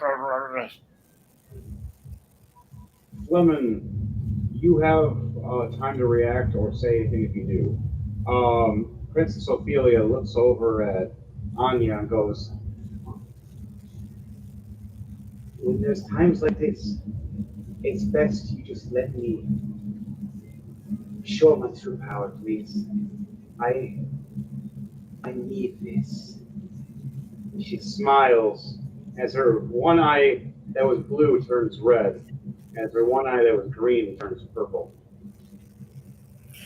Okay, sweetie, just listen. You just stop crying. Okay, nothing good has ever come from crying. As my grandma says, crying is just the pee of the face. It does nothing good for you. Ruins your mood. It ruins your makeup. Let's do it with a smile. She looks at she looks at you smiling, going, "I don't wear makeup." And the smile gets creepier and bigger. As you see the silver hair Damn, start, girl. You don't wear makeup? This is au naturel. she stands up. You see the dress start going from a silver, shimmering, to a darker tone. And the very bottom of it looks a little red like fire. You see her hair go from a silver to like a black with a white streak. As her split personality, for once, has shown itself. Yep. She rolled a D100 to see about the split personality and rolled a 12. Now you guys get to Pretty witness split. the first time ever. Fleming, do you want to roll a perception check to see if you see this? And Joel, are you running upstairs at all? As this all 13 happening? plus 3, 16. 16. Okay. I'll say Drawl starts heading upstairs. Okay, you start heading up the stairs. Fleming, you turn around and see the princess transforming for the first time. As you were warned about this, that by the queen, that she has some kind of issue where another her appears and one may take over forever. And she's hoping the Dark Queen doesn't consume the Queen of Light. But sometimes it's good to let it out when she needs to. As you see her transform and turn back and look at the giant specter of death, she goes, "No one kills my bodyguards." Except me. Hey, she was about to say that. She goes, Let her finish. right? "No one kills my bodyguards but me, if they deserve it." As you see the lightning that was originally yellow around her turn into a purple with a red aura, like outgrip. Go purple lightning, it goes into the. Mhm. And she sees the green flame that's burning on the floor. Nice. Okay, 25. And she uses her magical aura of fire and raises up the green flame that was burning the floor of your ship, putting it in her hand, raising it, smiling, going, a new form of flame. Thank you for new power, but I'm the one that controls the sky. I'm the one that controls the seas, and I'm the one that controls the fire and the lightning. And she raises her hand and does a ninth level of lightning bolt. Let's see if he succeeds or fails. A 2 and a 5. Yeah, you see a giant specter get lit up. This giant 80 or 90-foot skeletal clouded creature of doom gets struck by lightning of the most mass you've ever seen.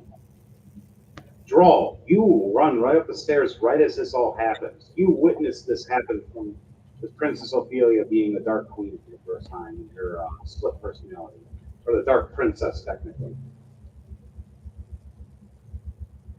What do you say when you see this? You see this purple red lightning striking down at the specter. He looks at it, looks down at his drink, looks back up. Either I just missed something or I've had too much. You hear a distant and from the below and say, "You've had too much."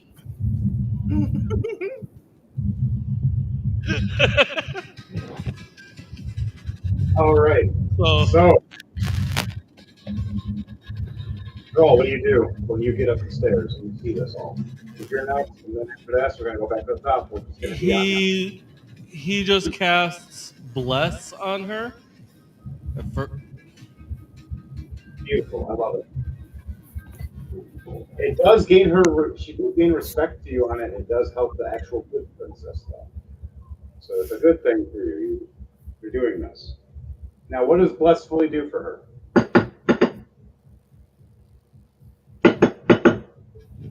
Whenever a target makes an attack roll or saving throw before the spell ends, the target can roll a d4 and add the number rolled to the attack roll or saving roll.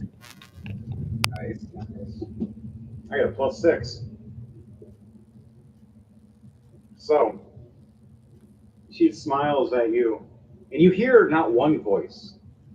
It's like a harmony of two voices of the dark princess and the light princess going, "Thank you. We appreciate it." As the smile gets bigger, she looks back with glowing light in her eyes. She looks at this giant clouded spectre floating in the sky, looking at its floating clouds, reaching out to your sky ship flying from up and down. What's the last thing you do, girl, before you end the turn? That's all I can do. All right, now it's the Spectre's turn, and then it goes back to Anya. The Spectre shakes off the lightning, taking 72 damage. Wow, he completely misses the ship. A 4 plus 8, and goes for a slash down at the ship and just misses. You see Draximus yanking the ship and pulling it up forward, trying to make it so he doesn't hit it. I want all of you now to do a Constitution save for me, please. With advantage? Straight roll for this. It's a surprise. 5 plus 2, so 7. All right. What'd you get, Dark Trooper? 19 plus 2, 21. And what'd you get, Alex? 15 plus 0. Whoa! Wow, your constitution. It's 0. Echo. She's a 15-year-old girl. Echo. She's a You got a 15-year-old bad echo right girl. Your headset, no, you're fine. Your headset made it echo.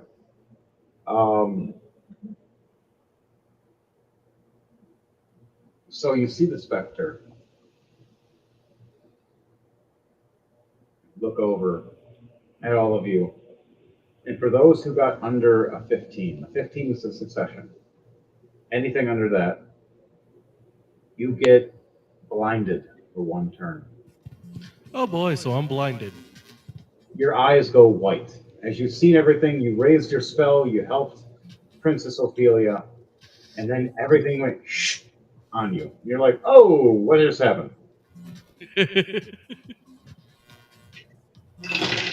Draximus goes blind too, and he is the one piloting the ship.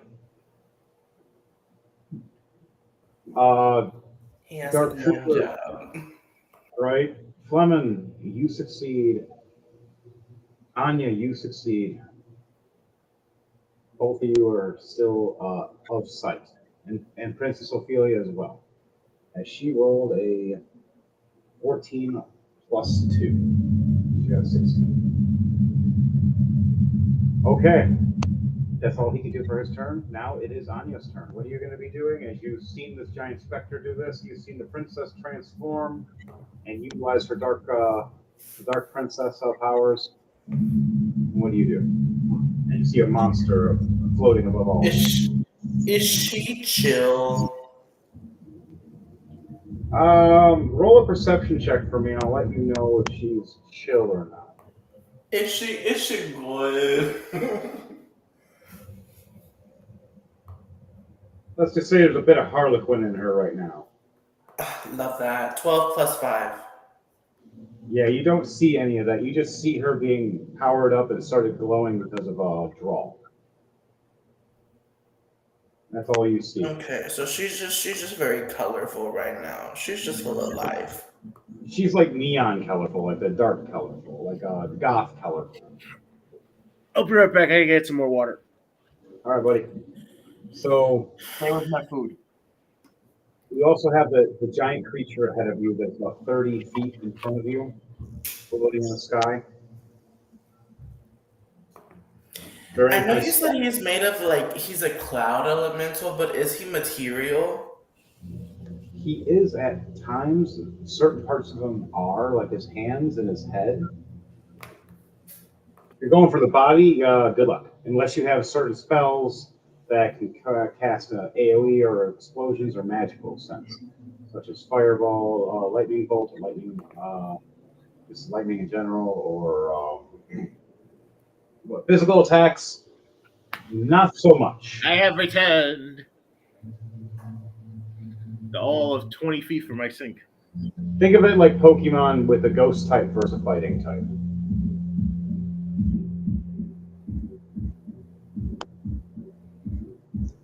Do you have anything besides physical attacks? Not really, actually. I'm very melee weapon based. Do you have a crossbow or? Oh yeah. Wait, doesn't the ship have ballista or some kind of offensive capabilities? It does have one cannon in the front, a small cannon, and it has 2 small cannons on the side. Like swivel guns? Kinda, yeah. And then this one would have its ballista attachment, but you guys didn't have time to because you had just enough time to get on the ship. You can always upgrade later the attachment to this one. Is our driver blinded? Yes, but you don't know this right now unless he says it. Which Well, he's next. womp womp.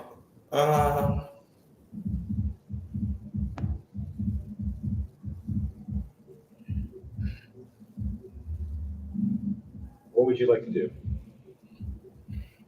You see this big creature ahead of you. You have a crossbow. Oh God, we're gonna die. You And I makes a reaction. and looks at you and smiles and points her finger at your crossbow, and you see the bolt below. And she goes, "Magic might work. I can help with that. Just not physicality.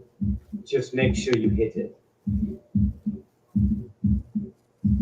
And she goes back paying attention to the giant specters ahead of her. It's about 80 feet tall. So what do you do in that instance when she tells you this and magically imbues your crossbow bolts with a purple lightning? Is this an airtight ship? Am I gonna like blast through the window? No, you're standing on the deck right now, where the wind is blowing right now. Okay, I've been imagining the wrong ship. Okay, so The big ship we vacated off and that's what exploded. We're on the small one, very front camera. I'm going to use my bonus action, which is Soul of the Storm Giant. And basically all it does that's important here is that I'm resistant to lightning and thunder damage. Do you summon a storm giant, or just gives you that ability? It just gives me the ability. I surround myself with an aura of magical wind and lightning that extends 10 feet from me in every direction. Well, that's very handy. It's going to be good for you. Because I actually had a storm giant. So, yeah. Okay, so you do that, you mute yourself, and do you hold your actions at all for anything else, like your crossbow bolt, or do you hold any other thing, like magical weapons or items?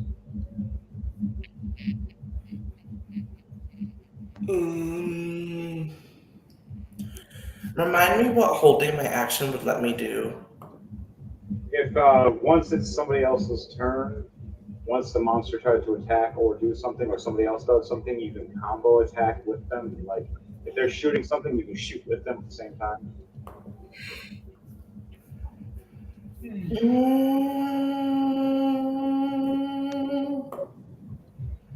Echo. Yeah, I'll do that. I'll hold my action. Yep. All right. Your turn is done now. Now it is to Ophelia and Drax's turn. Drax, I got to roll and see for his blindness.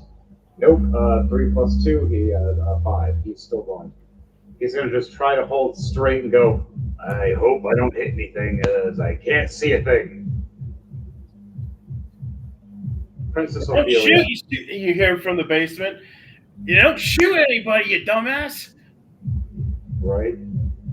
All right, good. She had advantage from so left. A 19 plus 7. She hits with this giant energy wave you see as the flux. Again, the purple and reddish shield smacks against the spectre. Now I got to roll for him. He rolls an 8 plus 2, a 10, a failure. As you see him get struck by lightning again. Taking another 48 damage. Princess Ophelia's turn is done. It is now Flemin's turn. What are you doing, Flemin? I'm currently getting myself out from under the boxes that landed on me. All right. Get up, and what are you doing? That'd be your bonus action or your movement. Yeah, I got up, and then I'm heading up top to see what's going on. All right, so your bonus action you use. All right, now what are you going to do? You got to roll a perception check to see what happens. Perception check. You heard it, but you didn't see it. 13 plus 3, 16. All right, so you see Princess Ophelia standing at the main front of the ship. You see Anya standing at the left. You see Draxmus kind of steering the ship with his eyes. He looks kind of like he's staring off his face. You see Draxmus at the right of Princess Ophelia, but he doesn't look like he knows where he's looking because he's looking the wrong direction from the monster. And your character is over at the helm, and he can't see, right? Yep, I'm blind right now. Saying I can't see. Columbus runs towards Draximus and says, "Draximus, can you see?" No, I am absolutely blind. Everything's dark. I'm trying not to crash. Step aside. I'll take over the helm. As he steps aside, grabs his axe, and kneels down until he can see. He goes, "Once I can see, I'm going to attack this thing." And you see his axe. He grabs it and slashes his own chest, and you see it ignite in flames. So, and I look over and I yell, "Oi, oi! Save it for the enemy!" That's the point. All right. You just steer the ship now. Roll a acrobatics or athletics to control it while the wind is hitting real hard to see if you're going to accidentally tilt their turn. 15 plus 7, 22.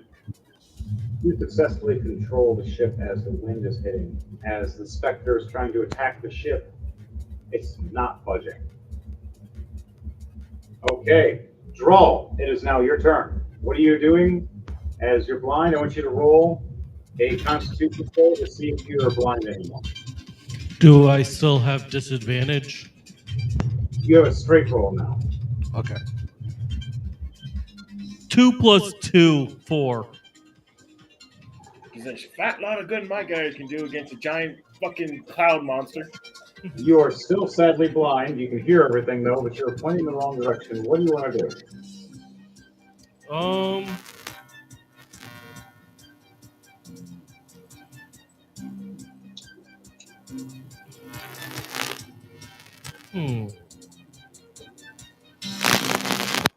A lot of static.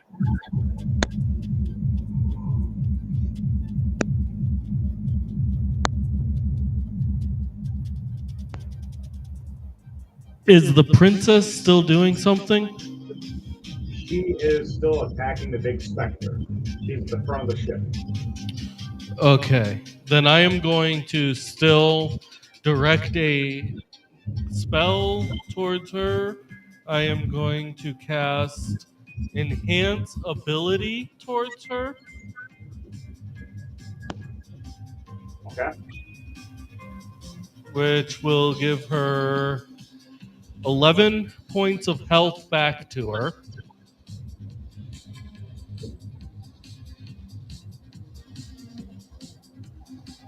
And what kind of attack was she doing again? Lightning based mostly. She's attacking with lightning while she's charging the big green fireball in her left hand. Okay. When it's her turn again, she's going to do something crazy. Then I am going to cast the enhanced ability is going to be Cat's Grace, which means the target has advantage on dexterity checks. It also doesn't take damage from falling 20 feet or less if it isn't incapacitated. Okay, that's awesome. She smiles at you and smirks. You gain her grace as she starts glowing again. All right, that ends your turn. Okay, now it's the giant specter's turn. The giant cloud specter looks at all of you, smiles and smirks and raises his hand. I want all of you to do a Constitution save for me, please. As all of your hair starts raising up, those who do have hair, you notice the lightning is striking around all of you. So what save are we having to do? Constitution save. Oh boy. And I'm pretty sure I have disadvantage since I'm blinded. Yes, those who are blind have disadvantage. Those who have sight have advantage. Level 1, 2 cards of equivalent value are laid down consecutively. that's solid. 17 plus 2, 19.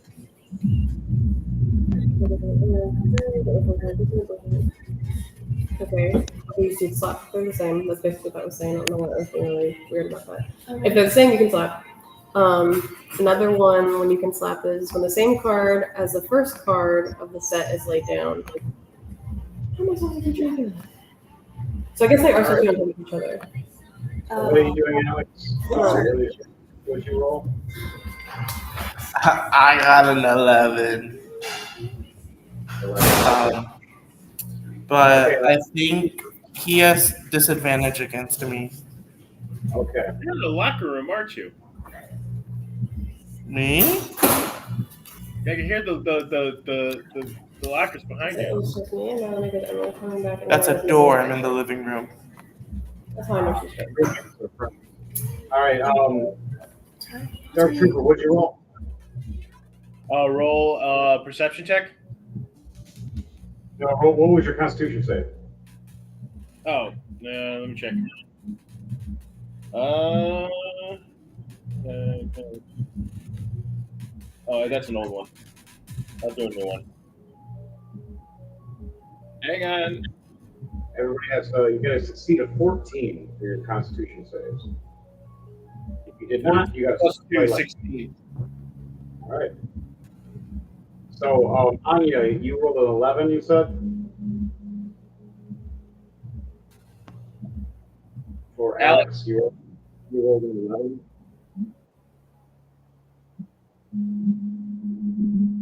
I think Alex actually muted for a second.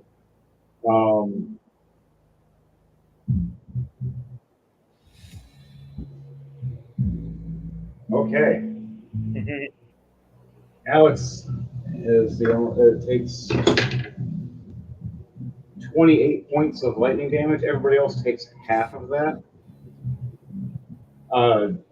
Draxmus takes 12. Did you say that I get 28 points of lightning? Sorry. Yeah, everybody that fails takes 8. Yeah, she gone. Everybody that succeeds takes half. If I'm resistant to lightning damage, do I get half of that? Yes. So there'll be 14 points instead. Oh my Okay, there's God. a All right. So everybody else takes it. Princess Ophelia absorbs it. And you see that green ball in her hand charge up with lightning and the fire. And you see a big smirk on her face and her laughing hysterically. Okay. Now it's back to the top. Anya, what are you doing as you got struck by lightning by the specter and he's laughing at all of you, saying all of you are at your doom?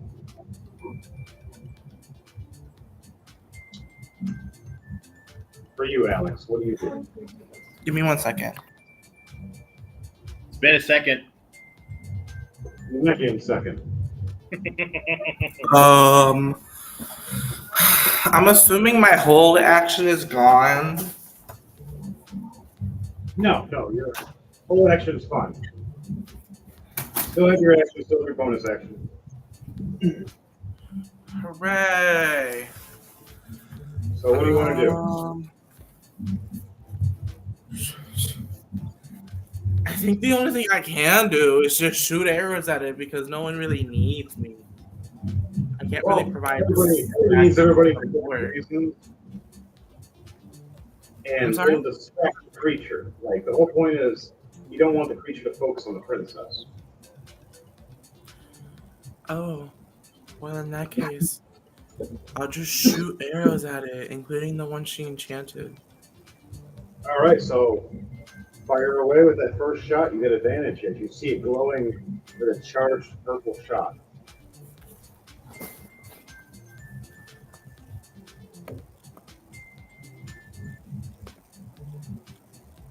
Well, goddamn.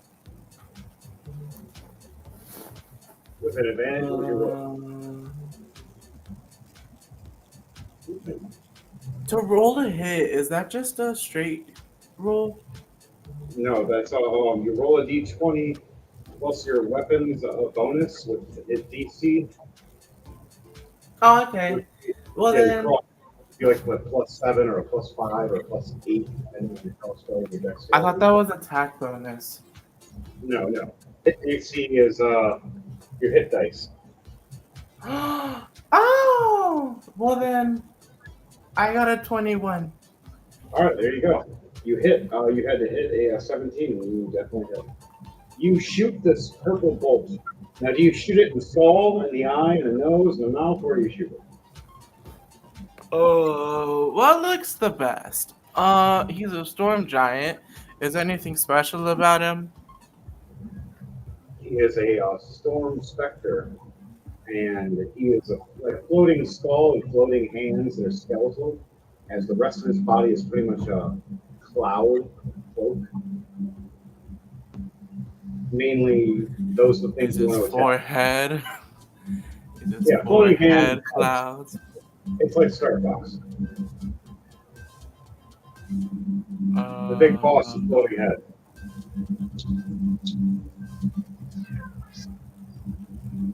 If he's shooting lightning from his hands, then I'll just hit his hands.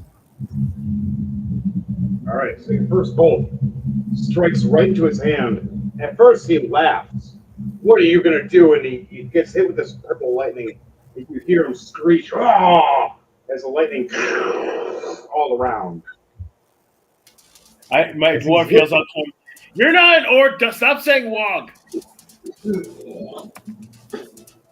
He was more going, like in pain, but yes.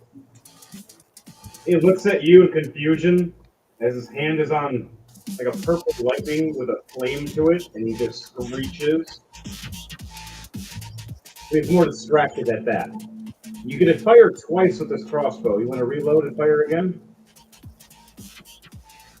You use your bonus action What do to you mean I reload. can fire twice with this crossbow? You use your bonus action. No, I have extra attack. All right, what's your extra attack? Fire A again. crossbow. That's all I got.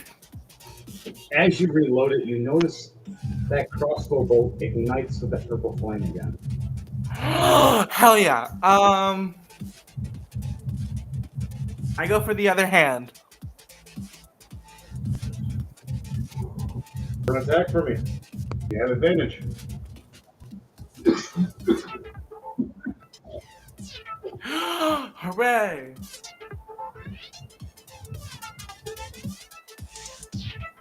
I can't do math. I got a 22.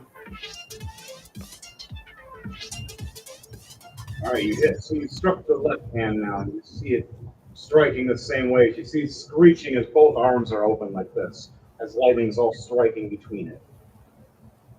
Princess Ophelia smiles when she looks back at you and goes, "That's exactly what I needed.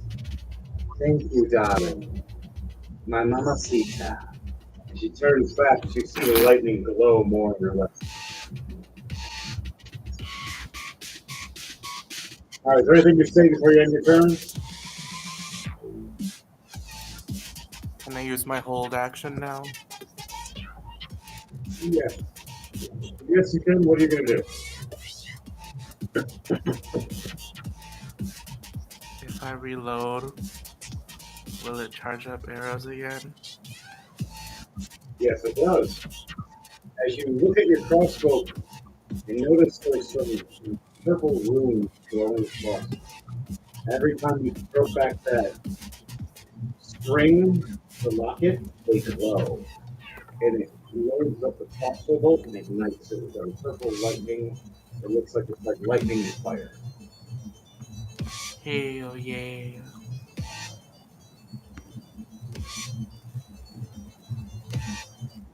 So, you gonna fire again? Yes. Alright, that's the last thing you can do, and then it'll end your turn. So roll for an attack. With your bonus action.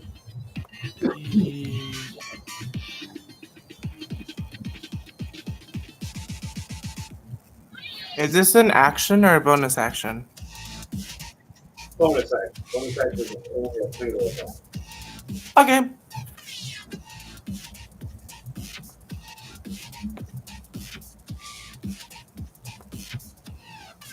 So what was that attack?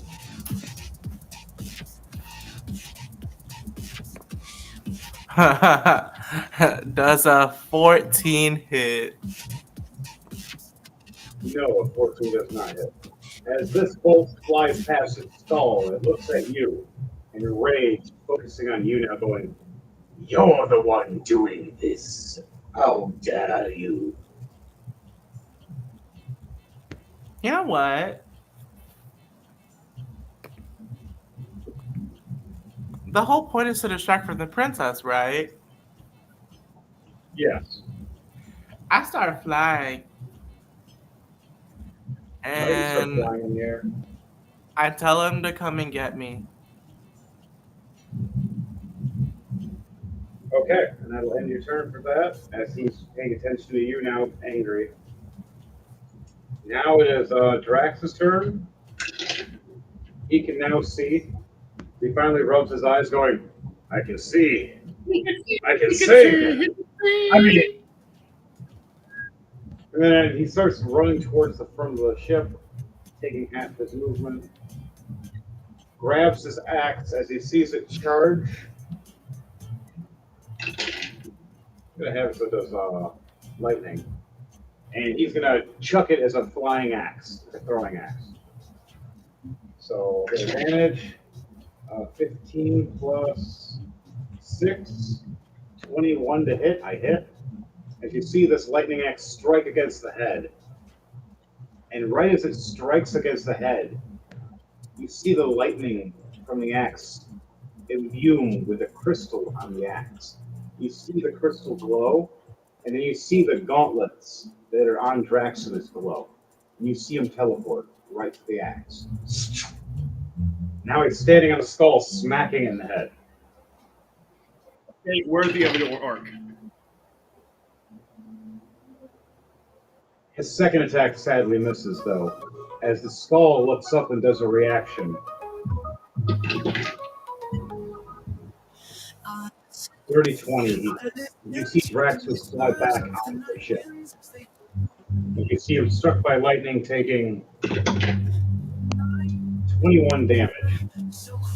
Plus 10 more damage of bludgeoning damage to the ship. Oh wow, he's pretty hurt now. Okay. Princess Ophelia. Finally, her turn. You see that green flame striking lightning all around it. She raises it up, and she pulls water and spins it around it, and then fire, even more. It turns this wind turbine like a tornado around it. You see it all ignite into a green flame tornado as she pushes it towards this creature.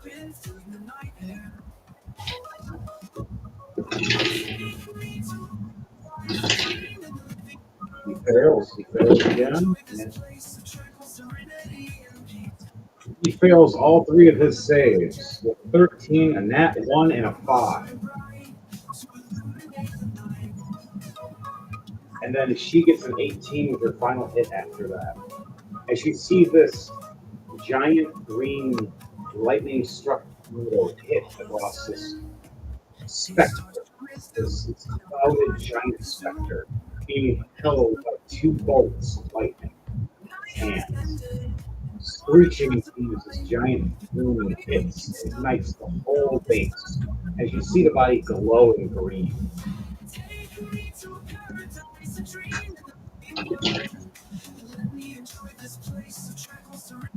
Take 62 points of product flame damage. Alright, he is hurt severely bad now, and his turn is done. Now it's Clement's turn. What are you doing? As Ophelia looks like she's tired, but she has one more thing to do. Alright, Dark Trooper, what are we doing? I'm still steering the ship. Alright. What do you want to do? You want to try to pull it away and use the cannons? by screaming down hall to let them fire the cannons at the Spectre? Yes. Okay, roll an attack. It's going to be a +8. 12. 4 plus 8. You missed the first shot, but you still get 2 more. Roll those 2 more attacks. 9 plus 8. 17. Okay, and what's the second one? That one's a hit. Net 20. 28. That's a double damage for that one. How much? The damage is going to be a +30 to re-rolling 6s. So 3d6s +30. 7 plus 5 plus 4 is 16 plus 30. That's 46. And then one of those was double damage. What was the one that was the net 20?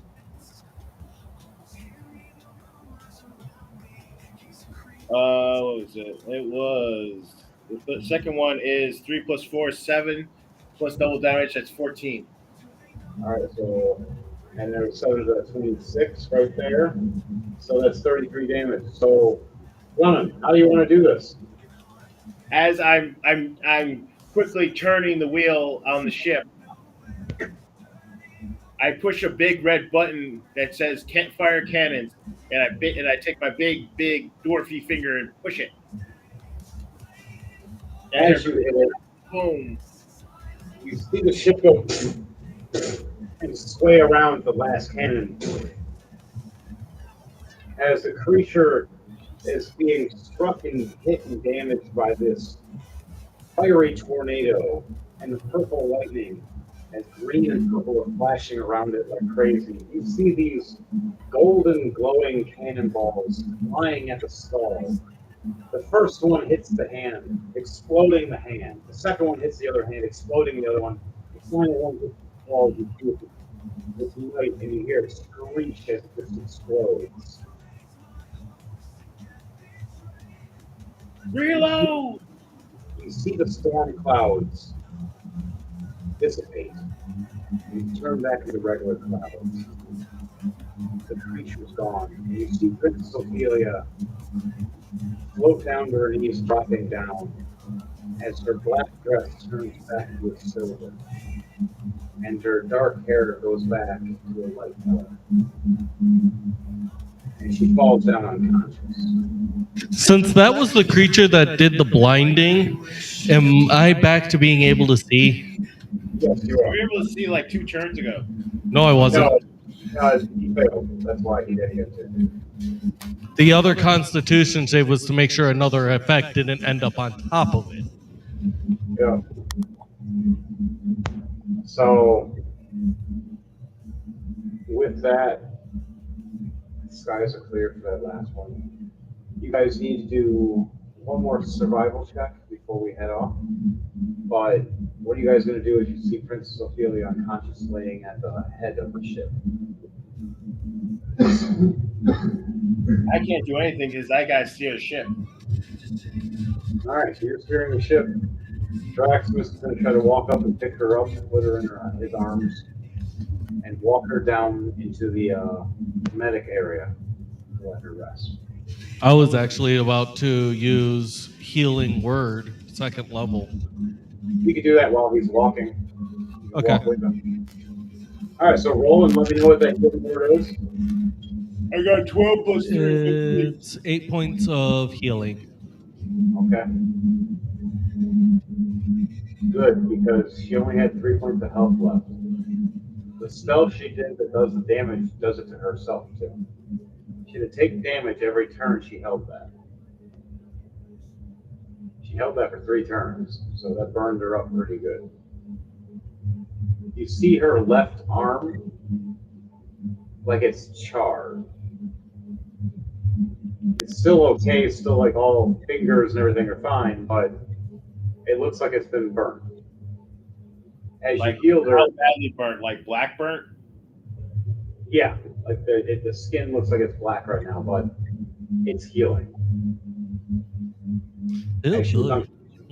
Yeah, she's unconscious, and she was holding this green lightning flame for too long. Your healing effect did help her, though, as it made her keep her hand.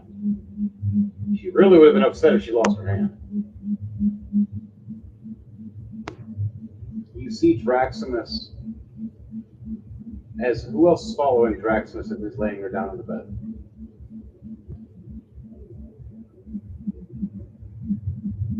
Not me. I gotta steal the ship. I mean, Anya probably would. What else is she gonna do? All right. Draximus lays down the princess and takes off his ring of regeneration, puts it on the princess's hand, and goes, I have two of these, so I think this will help. As he hands one to her. As you see her skin starting to heal almost within a course of a minute or so.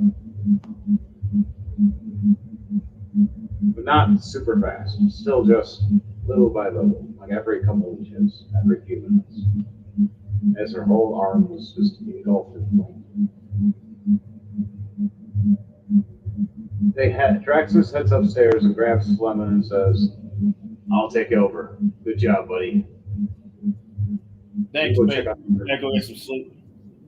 Been a field day today. He steers the ship as you head back down. And I clap him on the arm and say, "Wake me up in a couple hours, and I'll switch out with you." Deal. As he drinks a health potion and then he drinks an energy potion. I too will drink a health potion as I'm heading downstairs. All right. 44.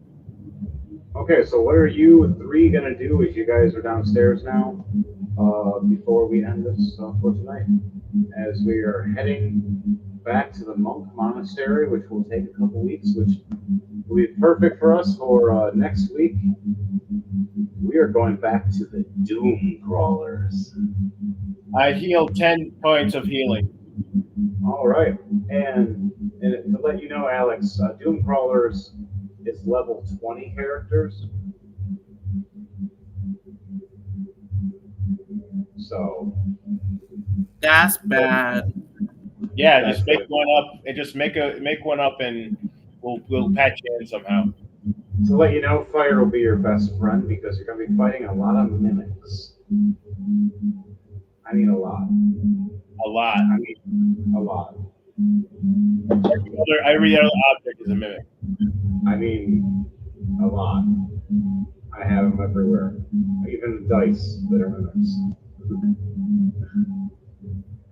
I got a house that's a Some mimic. not painted, some looking like strange phallic object. Anything could be a mimic. I even have toilets. He that are mimics. literally has an outhouse mimic. Yep. He even got a house mimic. I ordered a castle mimic that'll be here hopefully shortly. And I have the dragon mimic. So yeah. That's gonna be fun. Back to the story. What do you three do as Drawl, Fleming, and Anya are in the hall room after the princess is laying in the medic room, letting her heal? I'm going into the rooms to get some sleep, to set up the hammock. Uh-oh. We lost Henry. Oh, no. We're doomed. Doomed, I say. He's dead. No, he's just having technical difficulties. He'll be back on when he He's can. dead. I don't know. I'll be honest. I was half paying attention for like the last 20 minutes because I was making food.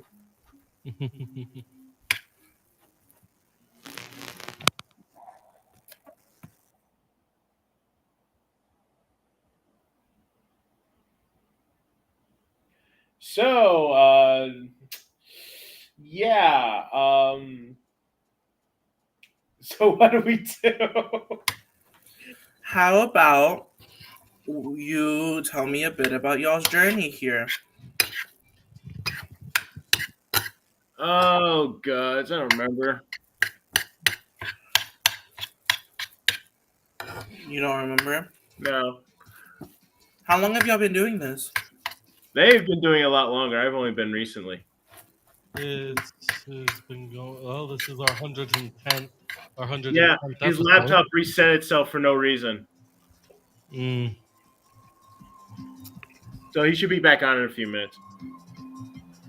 So so in the meantime, sorry people out there on the interwebs, since we're still live. We're having technical difficulties since our game master is having technical difficulties. So yeah, we'll be back on in a few minutes.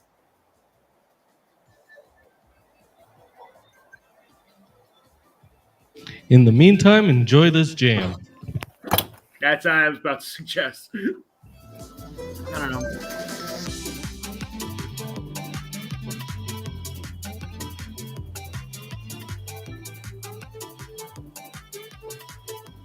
I like this jam. I don't know. I was in like a more of Adventure Time feels, you know. Do y'all watch Adventure Time? I've seen No, it. I haven't seen it. I know of it. I don't know if I've seen it. I've seen I it. like it. I'm excited because I got invited to come sing for my old high school. Oh, nice. So I get to be their guest singer, and that's what I'm doing tomorrow. Oh, well, I wish it was fun. I think it will be fun. It's because my high school, we do a Woodstock festival every year. Okay. That's what we're doing tomorrow.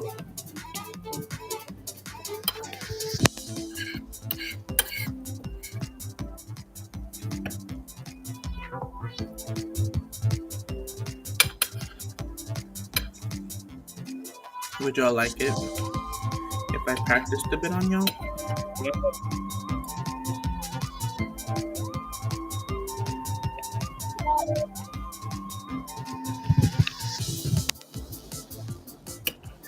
Y'all okay? Oh, I don't care. No.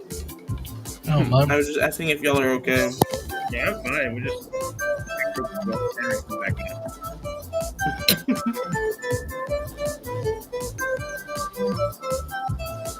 Oh, so you can catch me tomorrow at Turner Park here in Old Town Lansing for a live pop-up concert and the celebration of my album released entitled Devereaux. I just messaged our game master, and he'll be back soon. He's just dealing with this technical issue. So enjoy the lovely music of DJ Thunderbase in the meantime.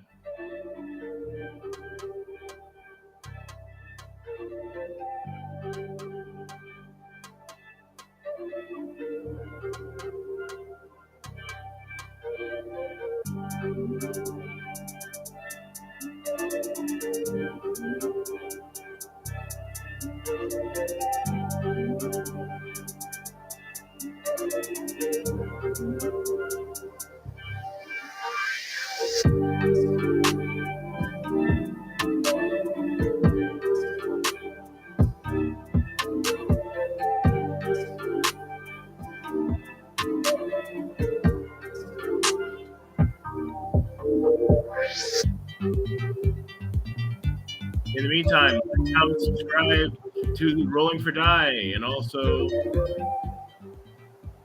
so we can keep these games, keep these D&D matches rolling.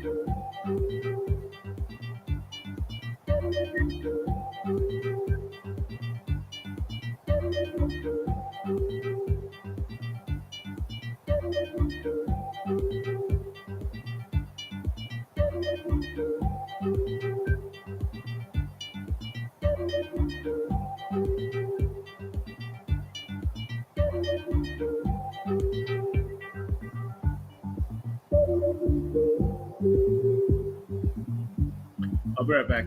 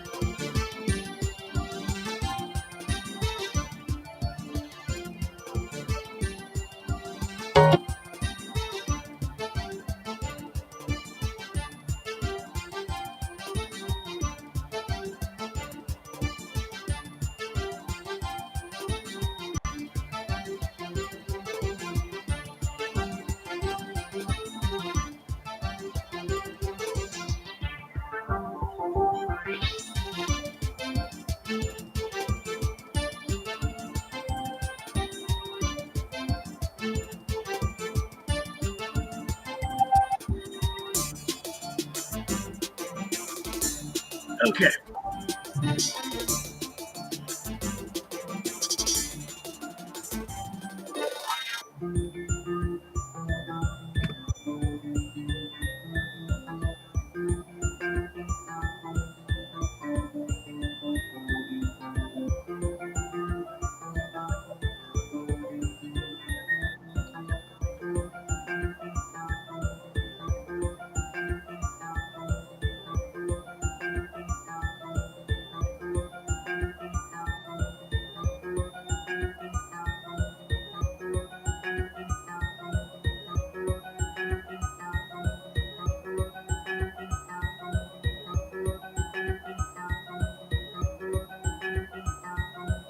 Shubaraban, shubataduban, shubaraduban, shubaraduban, shubaraduban, shubaraduban, shubaraduban, shubaraduban, shubaraduban, shubaraduban, shubaraduban,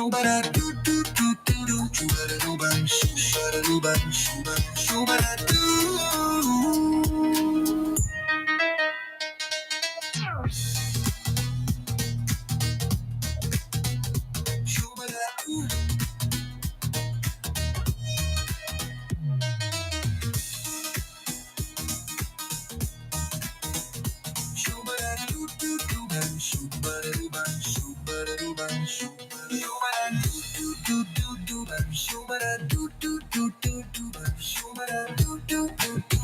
The album Dev Row is now available for all streaming platforms, so you can go and listen to that new album now.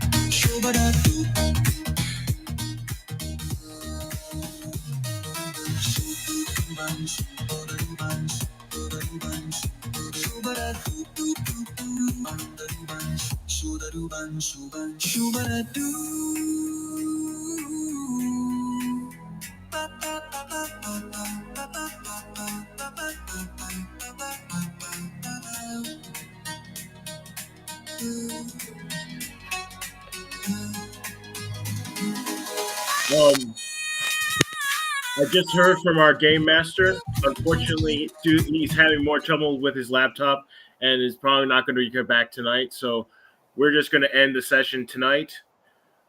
Please tune in, subscribe for next time. Tune in on Wednesday for the Chaotic Minds podcast, 9 p.m. Eastern Standard Time. Be there or be square. Devontae, do you have anything you want to hand out with? I already said what I needed to. Okay. I hope you guys have a good weekend. And please keep yourselves. Have a good rest of your life. Peace out. Devontae, give us the outro if you can, please. I don't have access to that. That's done through him. Okay, then All of us just have to head out now. okay. Much love. Bye guys.